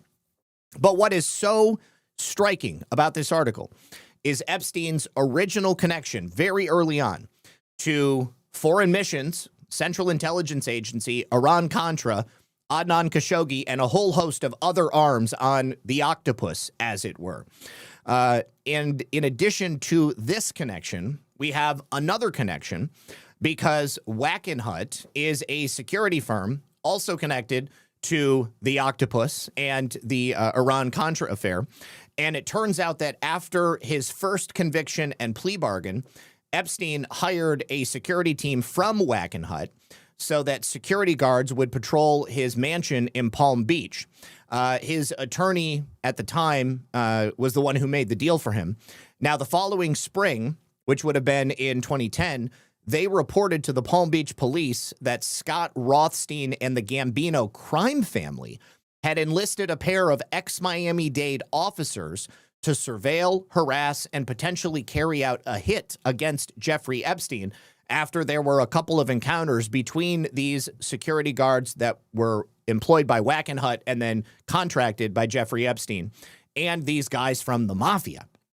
So once again, we have another direct connection to Iran-Contra with Jeffrey Epstein. Now, none of this should be surprising to you. All it tells you is that Jeffrey Epstein was directly embedded in so many different ways with many of the same deep state characters that we've talked about on many different occasions. It's just another very bad look for the deep state bureaucracy, the federal government of the United States of America. This is the actual contract for that Wackenhut security agreement, which was in the Epstein files. And this is them setting up the meeting for them to be hired. And then here is the actual report to the police by the guys at Wackenhut. And now the only thing that I don't know is how does the mafia play into this? Why was the mafia surveilling and potentially getting set to assassinate Jeffrey Epstein? Now, this is 2009, right? So this is after, well, 2009, 2010. This is after he's already essentially been let free by the federal government.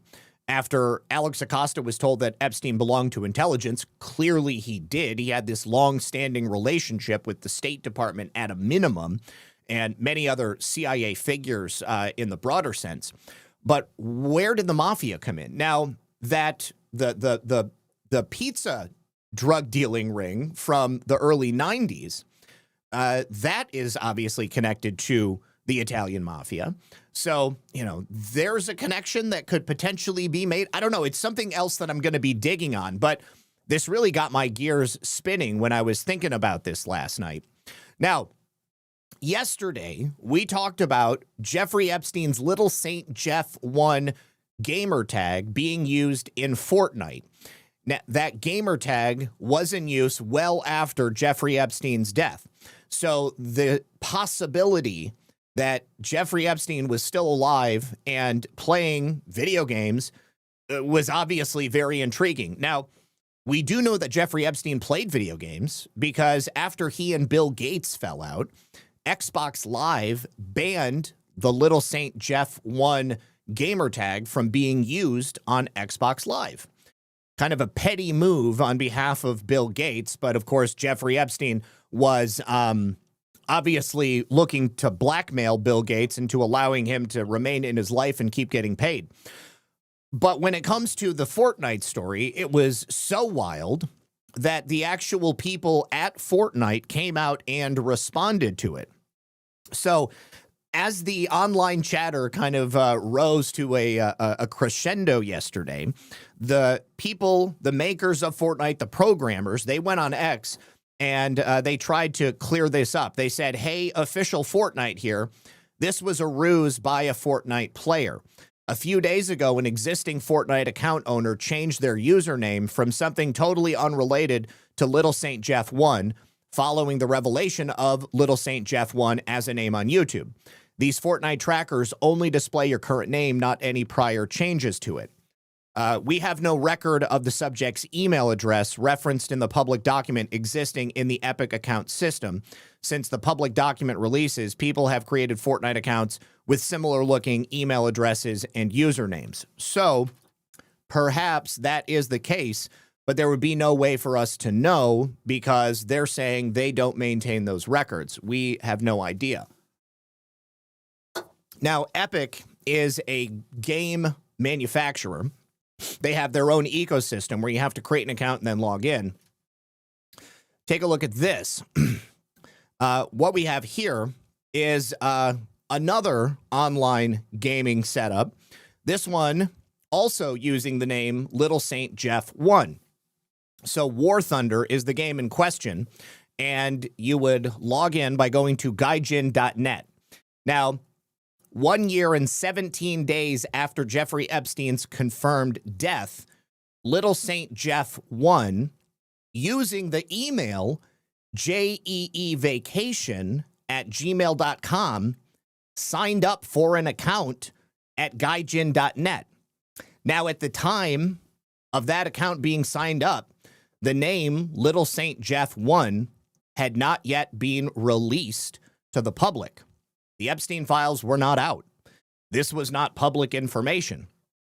Now, this name would not have been known to anybody not affiliated with Jeffrey Epstein. All of the documents were still classified and locked up.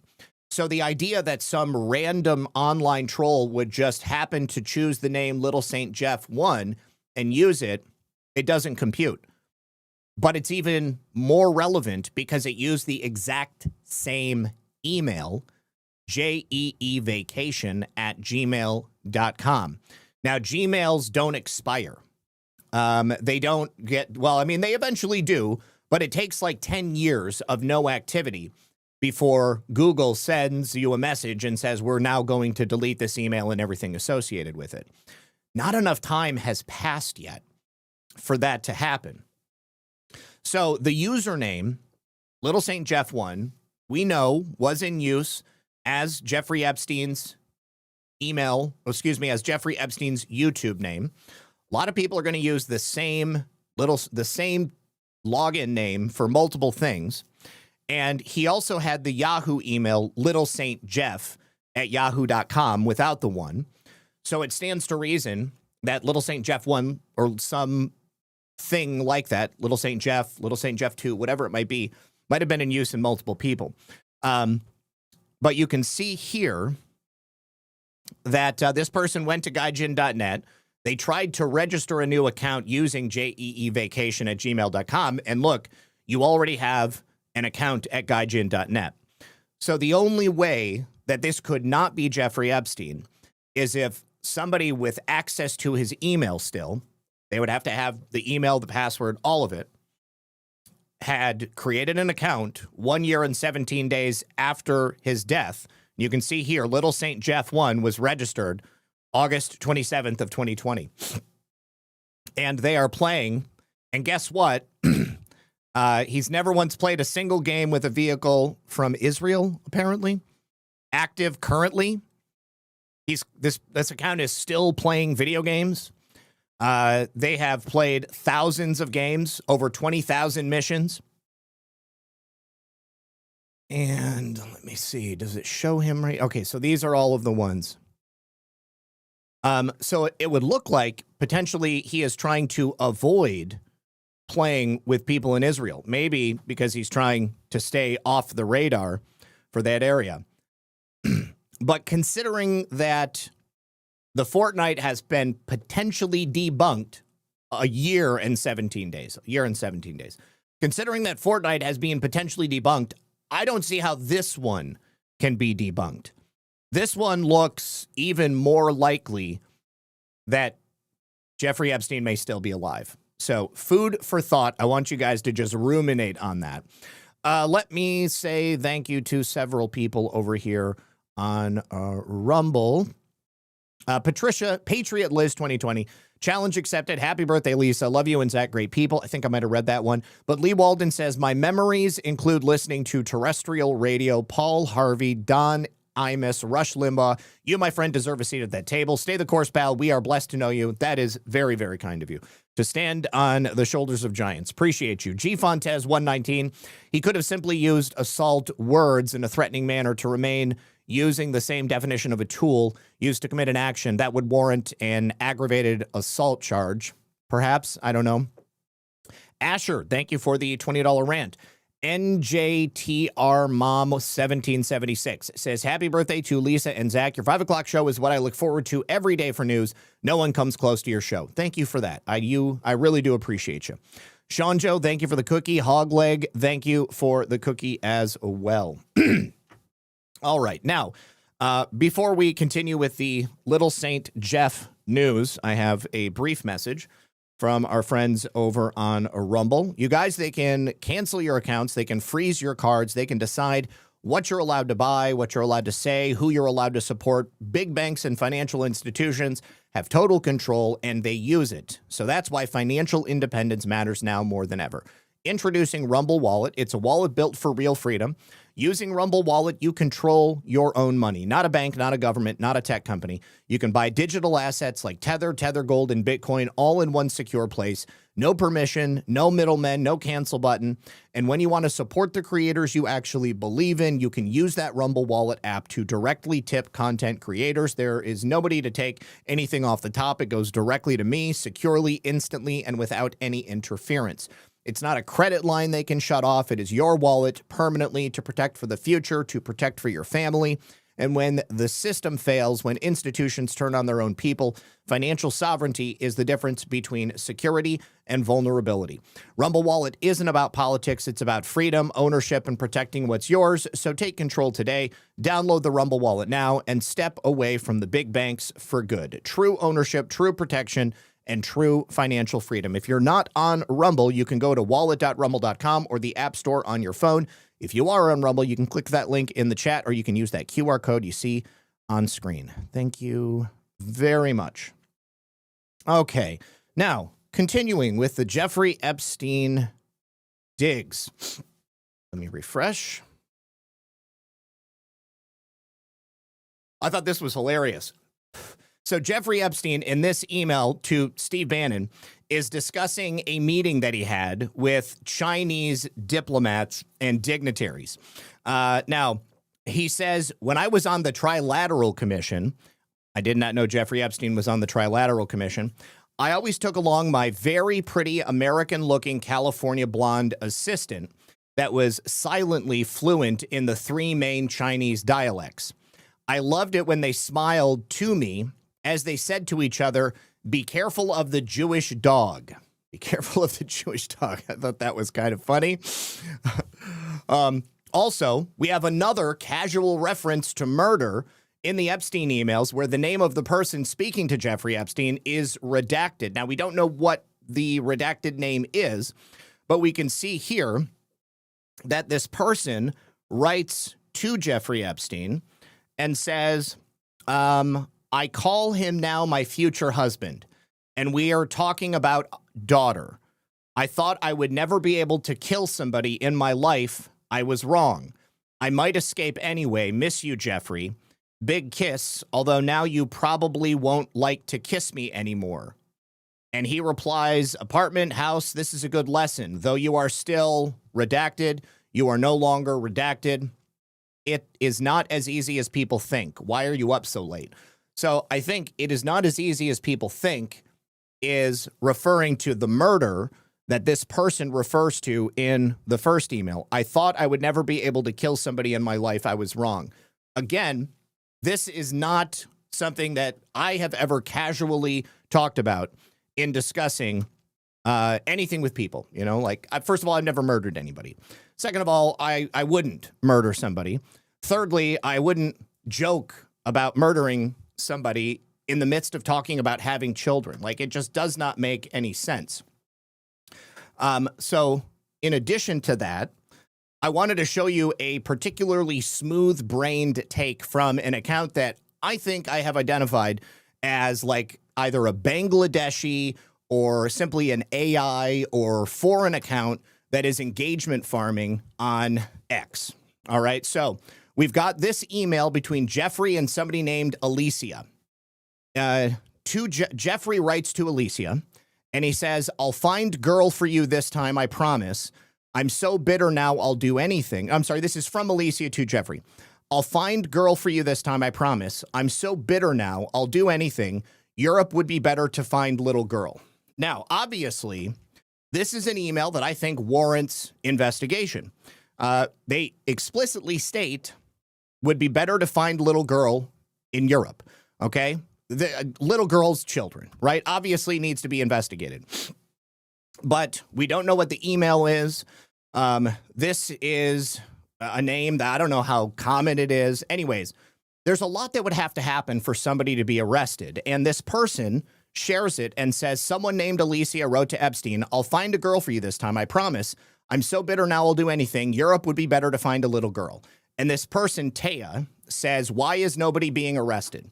Okay, well, let me just pat the smooth surface of your brain to explain to you why this isn't leading to an arrest. First of all, in order for somebody to be arrested, there has to be a crime that can be verified to be investigated.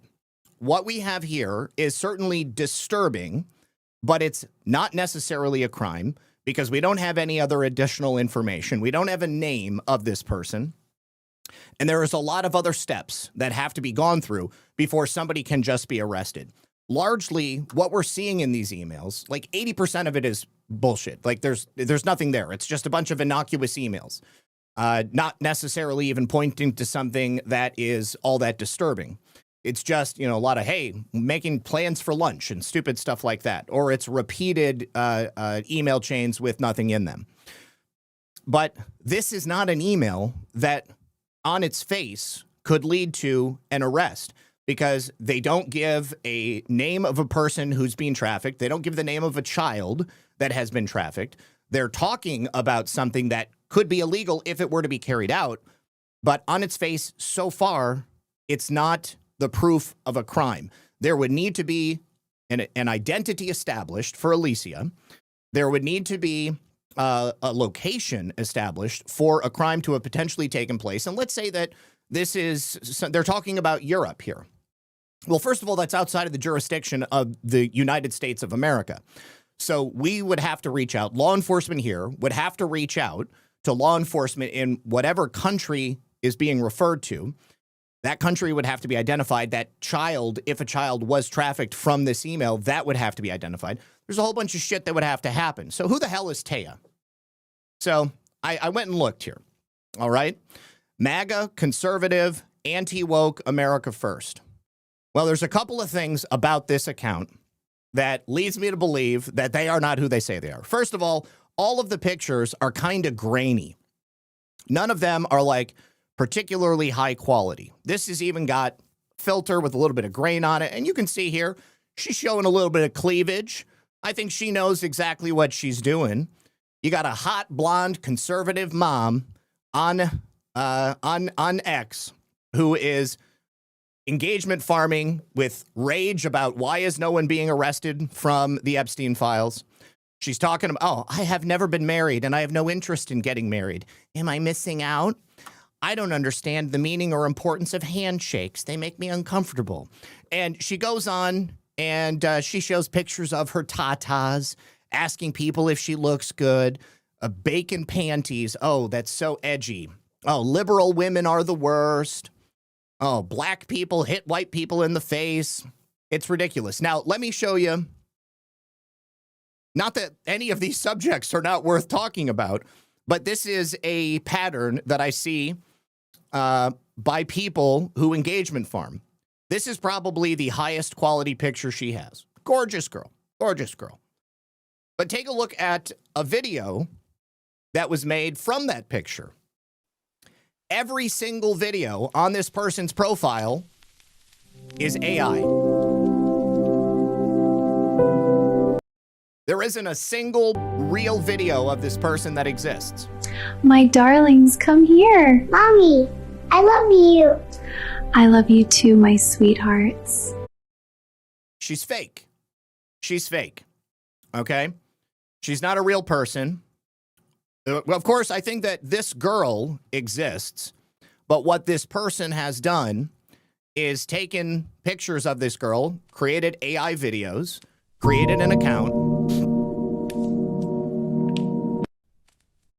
and then made a platform on X so that she can engagement farm. And look, she's got her monetization turned on. She's probably making a shit ton of money. Or whoever this Bangladeshi is that is running her account is making the money. Here's another one. I only date Trump supporters. The lettering right here and the lettering on this shirt and other places looks to me like it was created by AI. I don't think that this person exists. Now, when you go to the front end of the account, you look now, it says that they're in the United States. But back in November, somebody went and looked. Oh, and look, the name was also spelled differently than Taija. At that time, the account was based in Europe. And even today, this account has had 11 username changes. Now, we can't see what those usernames were, but I guarantee you they were flipping through different memes or different types of accounts that they could post from to get rage bait or get clickbait and have people look at them. I was able to connect these pictures on that Tia account to another Twitter account. Right here, also an Instagram account, a Snapchat account, a TikTok account. Here is her other account, Caddy, the Duchess Caddy. One, wow, she's got a little bit of different modality on this one that she's going for. Again, the pictures are very grainy, and I don't even know if that's the same person. But all of these pictures right here, clearly of the same person. But again, I don't think that this account or that other account is run by the girl that is sharing it. Now, here is her TikTok account. And what do you notice?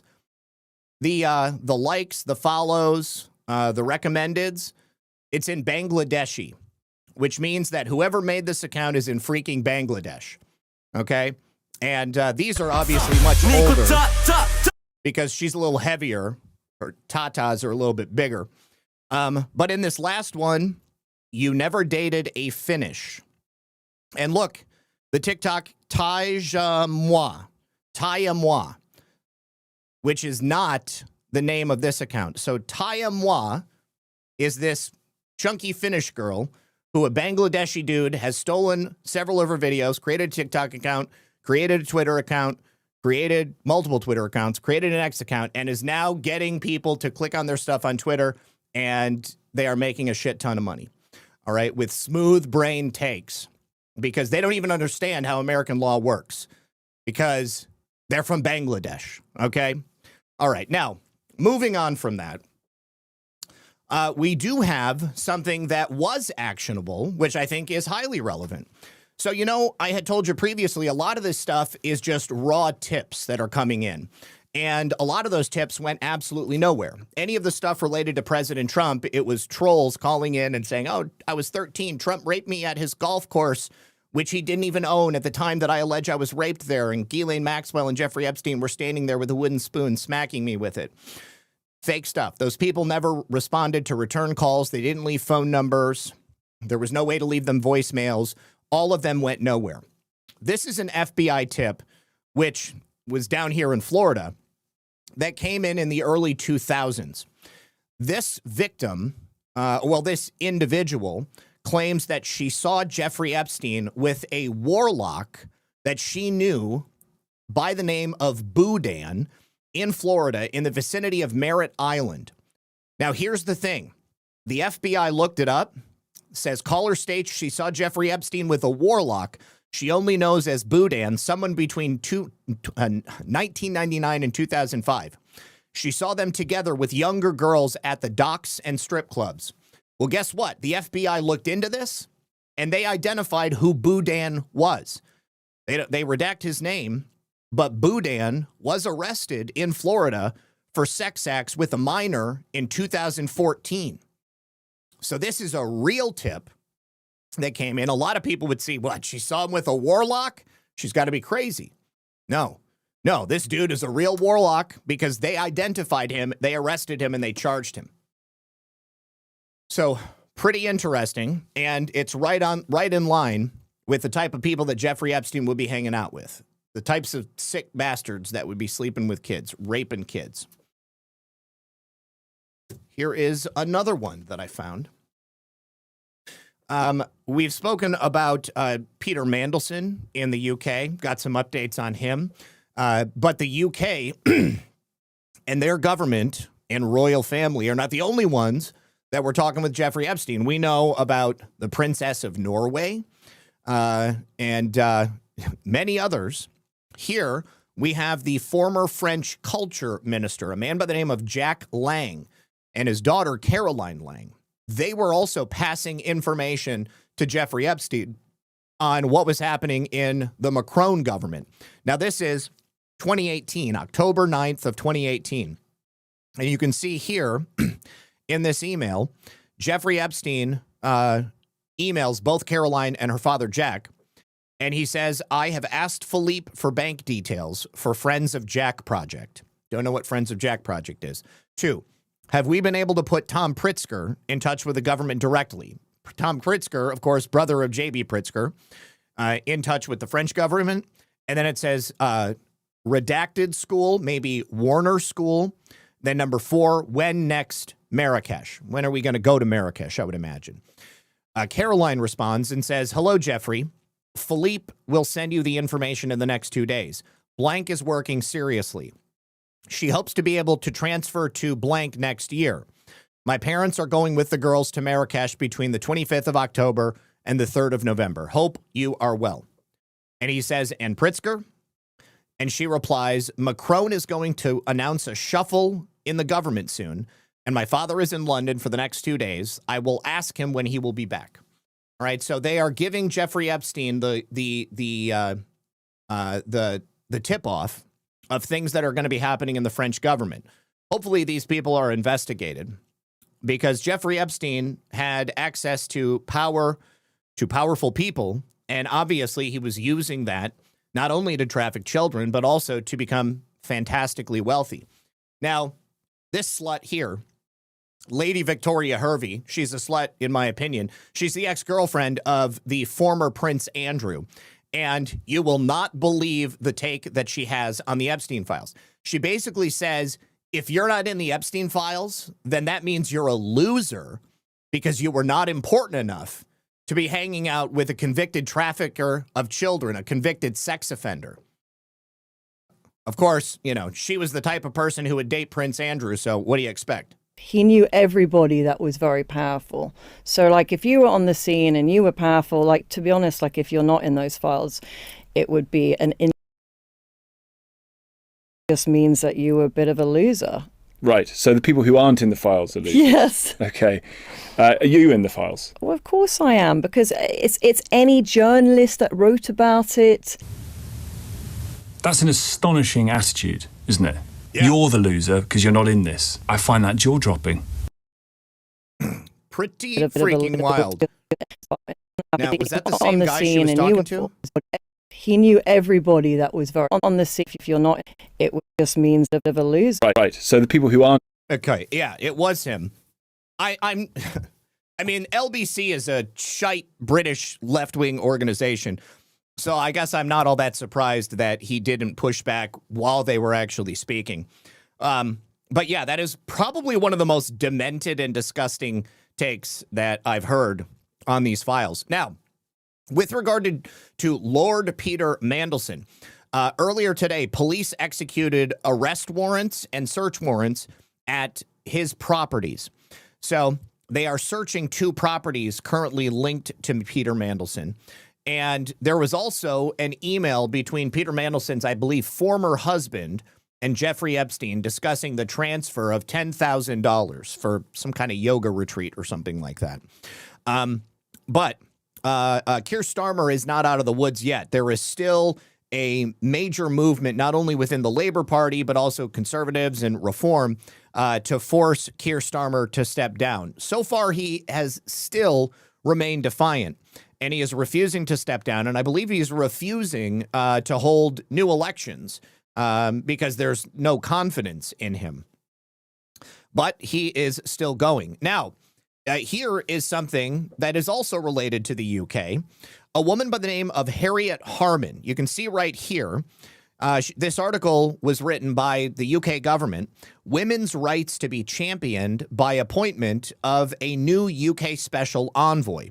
Harriet Harman to champion gender equality worldwide as a new UK special envoy for women and girls. That was in March 8th of 2025. She was appointed by Keir Starmer. Well, in 1978, she wrote this piece right here where she lobbied the Parliament of the UK on behalf of an organization called the Pedophile Information Exchange. Now, what was Harriet lobbying for in this piece? She was hoping to legalize the filming of child sexual abuse material, as long as the children, she calls them the model, does not appear to be harmed. This woman's document, this piece that she wrote and submitted to Parliament, is on record. And yet Keir Starmer, still in 2025, appoints her as this position to be a UK special envoy for women and girls. This is the kind of thing that Harriet Harman was advocating for in 1978. Right here in this piece, I'm going to read it to you.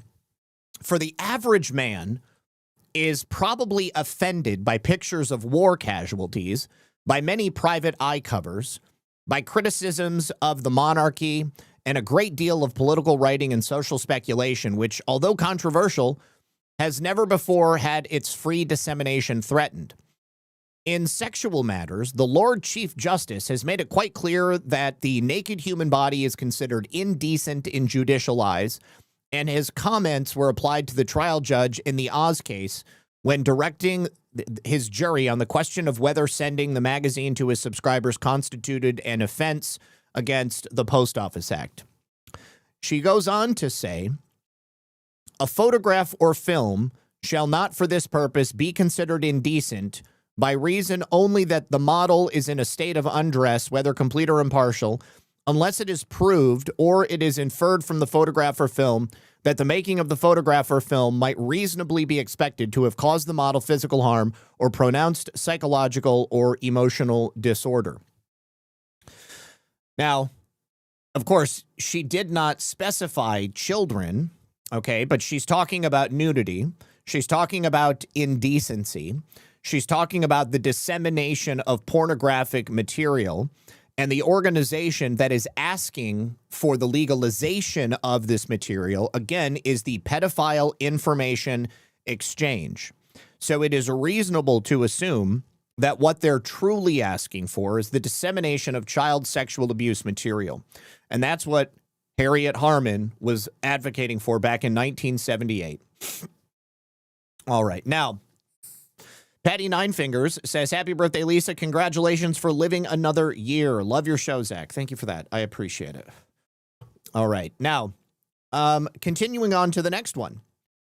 In this email, this is another one that I think absolutely warrants investigation, but on its face does not yet constitute a crime that someone could be arrested for. In this email from 2013, a woman presumably writes to Jeffrey Epstein and says, there were quite a few things that were known parts of our lives that we never discussed in writing. I can't convince you of what you said, but your interpretation of past events and emails is different from mine. While they may not confirm the existence of your promise, they certainly don't disprove it. Maybe you forgot. Maybe you didn't mean it, but it doesn't change the fact that I lived for years under the impression that my future was safe. I can't go back 10 years and change my decisions. I don't know what to do with that information now. When I met you, I wouldn't accept any money from you. You used to sneak $100 bills into my fake Louis Vuitton purse. As time passed, you made me believe it was okay to accept it, expect it, and be able to feel safe. It was not my idea. It was very uncomfortable for me, and I would never come up with such a deal or ever ask you for money. It was only after years of you making all kinds of voluntary promises and commitments that I started to believe it was okay, and I could rely on your support. Listen to this. This is where it's effed up. You made many unusual offers. You offered to buy my baby 6 months into our relationship. You offered to buy my baby, okay? Purchasing a child is illegal. Did it happen? We need to find out. And 6 years later, you offered to support my next boyfriend. Do you remember that? It's probably not in any emails either, and I understand nobody would believe it. So he replies and says, that would be arguable, except for the fact that, again, it is not like a contrary position does not exist. It exists over and over. Yes, you didn't like taking cash, but you took everything else. Still a whore, I think is what he's saying.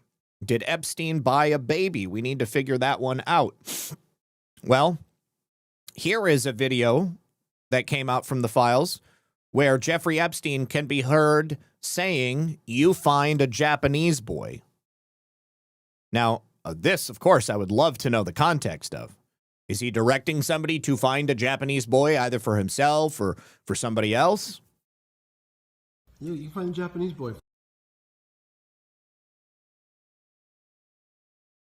You find a Japanese boy. You find a Japanese boy. Let me see if I can get this to keep playing.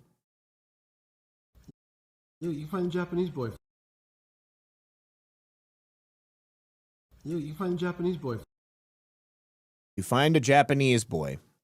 Maybe for Peter Mandelson. Yes, maybe for Peter Mandelson. Now, here is somebody that I found in the emails that's particularly interesting. There was some 35 pages of emails between Jeffrey Epstein and a member of the Not For Sale Foundation. This is a 501c3 that is tasked with fighting human trafficking. That's what got my attention. Human trafficking foundations, for some reason, seem to have repeated connections to human trafficking. Isn't that interesting? So, if we look at this team here, we got somebody named David Batstone. He's the president and co-founder. And then also Mark Wexler, another co-founder. Their pictures are right up at the top. But if you scroll a little bit lower, you've got others that are part of the team, which seem to be based in certain countries that are maybe lesser positions. But then the board of directors. We've got David Batstone, a man by the name of Greg Gale, another man by the name of Stephen Good, and then Lyndon Lee. Lyndon Lee is the man that I saw in the emails that is a member of the board of directors for the Not For Sale Foundation. He's also the founder and managing partner of Lion Capital. He's been affiliated with Not For Sale Foundation since June of 2011. And he has a lot of very powerful ties. He's got financial ties, not only in the United States, but in Europe and in Canada. But let's take a look at some of his emails with Jeffrey Epstein. Lyndon Lee and Jeffrey Epstein seem to be very close.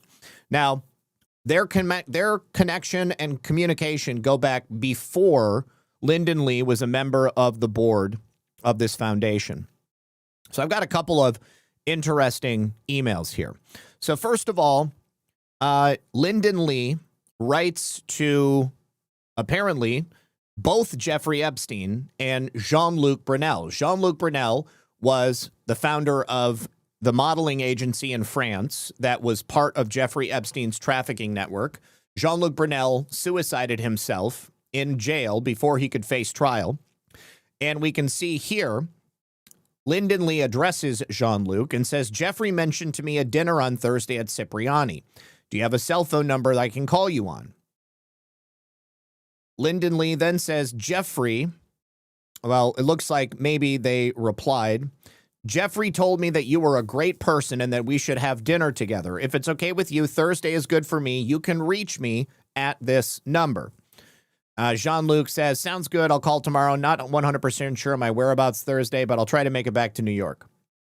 So then somebody, now it looks like Jeffrey Epstein, Lyndon Lee, Jean-Luc Brunel, they were on this email chain, but now you've got somebody else who is redacted, along with Lyndon Lee's email being redacted. This person writes to Lyndon Lee and says, if you cannot Thursday, only 10 to 15 girls. I give another party in Miami on the 29th, 30 to 40 girls. You still have another option. Interesting that in talking about dinner plans, he wants to make sure Lyndon Lee is aware of just how many girls are going to be there. And we know that Jean-Luc Brunel trafficked underage girls just like Jeffrey Epstein did. So fascinating that that's right there, their first meeting. We're going to make sure there's girls there. So here is another email between Jean-Luc Brunel and Jeffrey Epstein and Lyndon Lee.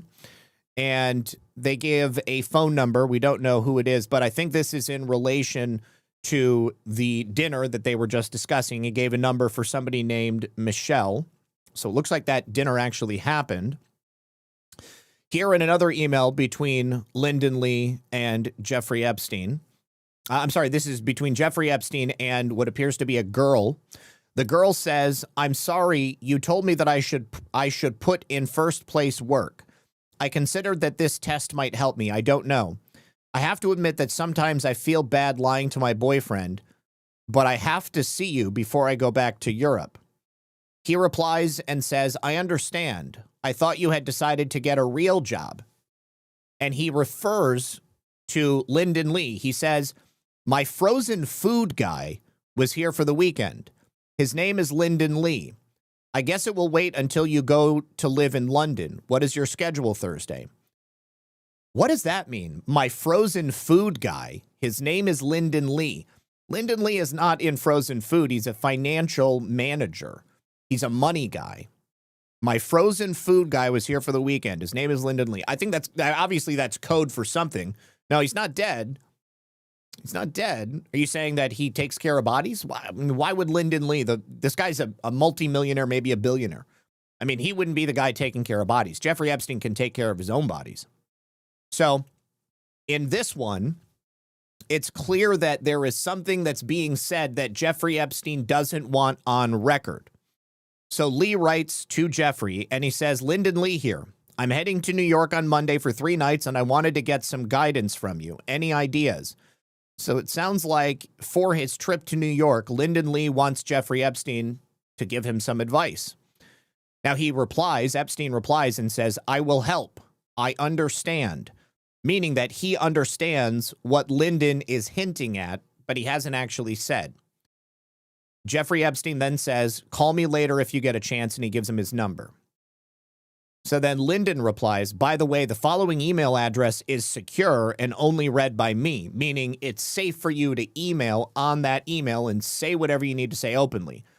But Jeffrey responds and says, but there is a forever record, meaning that what you're asking for, I don't want to say in some way that someone could potentially see it again in the future.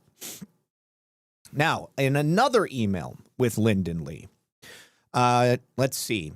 Lyndon Lee writes, organized a job for her at Find Us. Looks like Jeffrey was trying to get one of his girls a job. I paid 1 year paid internship in the marketing department based in London. She'll need to do a couple of interviews to feel like she's earned it, but it's already sorted unless she does something bizarre. Jeffrey replies, and this is the part that got me, tell Gear, who is somebody at this location where this girl would work, tell Gear she is serious, not a toy. Toys are also available. And Lyndon Lee replies, Gear isn't involved in the company. She has been put into a proper role. It is in her hands now. The CEO is former Numiko and a very serious guy. Jeffrey says, thanks, I really appreciate it. So this girl is not a toy, but toys are available. In this email, Jeffrey Epstein writes to Lyndon Lee and says, rumor has it you're selling some of your toys. Anything I could be interested in? He just referred to girls as toys in the last email. And then, hang on, let me see what the time difference is.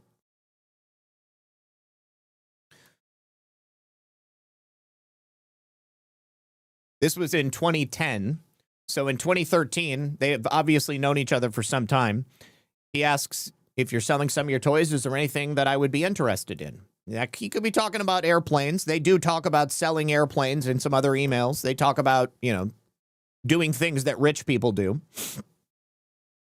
Here in this email from a redacted person. Now, these next 3 emails are all emails that would have had images attached to them. The image was the focal point of the email, but there's some odd things that are written in them. So you can see the subject of the email is the image code. So image 00053 and then a string of numbers, okay? Now, even though the emails are redacted, I can tell from the image string that they are sent from the same person, and they're all within close proximity to each other in terms of the time that they're sent. So on Friday, January 22nd of 2010 at 6:46, whoever this is sends a picture to both Lyndon Lee and Jeffrey Epstein with a picture attached, and he says, your friend is doing well. Then in the next email at 7:30, it's another picture from the same person, and it just says danger. And then in the third picture to Lyndon and Jeffrey, again, the image file string is from the same person. It says, girls love the camera, even when you show cash. So obviously there is a girl or a woman in these pictures. Now, all of the attachments for these emails are not attached to the emails, but each of the emails have meta and hash data from the email being sent electronically. Somebody who is very talented, far more talented than me, is currently in the process of reverse engineering all of the attachments that are connected to these emails. They've downloaded every single Epstein document that's been released, and they are currently reverse engineering the attachments. So at some point in the future, all of these attachments, whatever they are going to be available, and we're going to find out what was actually attached to these emails. I can only imagine it's probably going to be some of the stuff that Todd Blanche made reference to, the torture and the gore and the killing and stuff like that. All right, so here is another email from Lyndon, between Lyndon and Jeffrey. Or no, I'm sorry. This is regarding Lyndon, but it is a redacted person. So somebody writes to Jeffrey, tell me a little something about her. And then Jeffrey replies, him, Google him.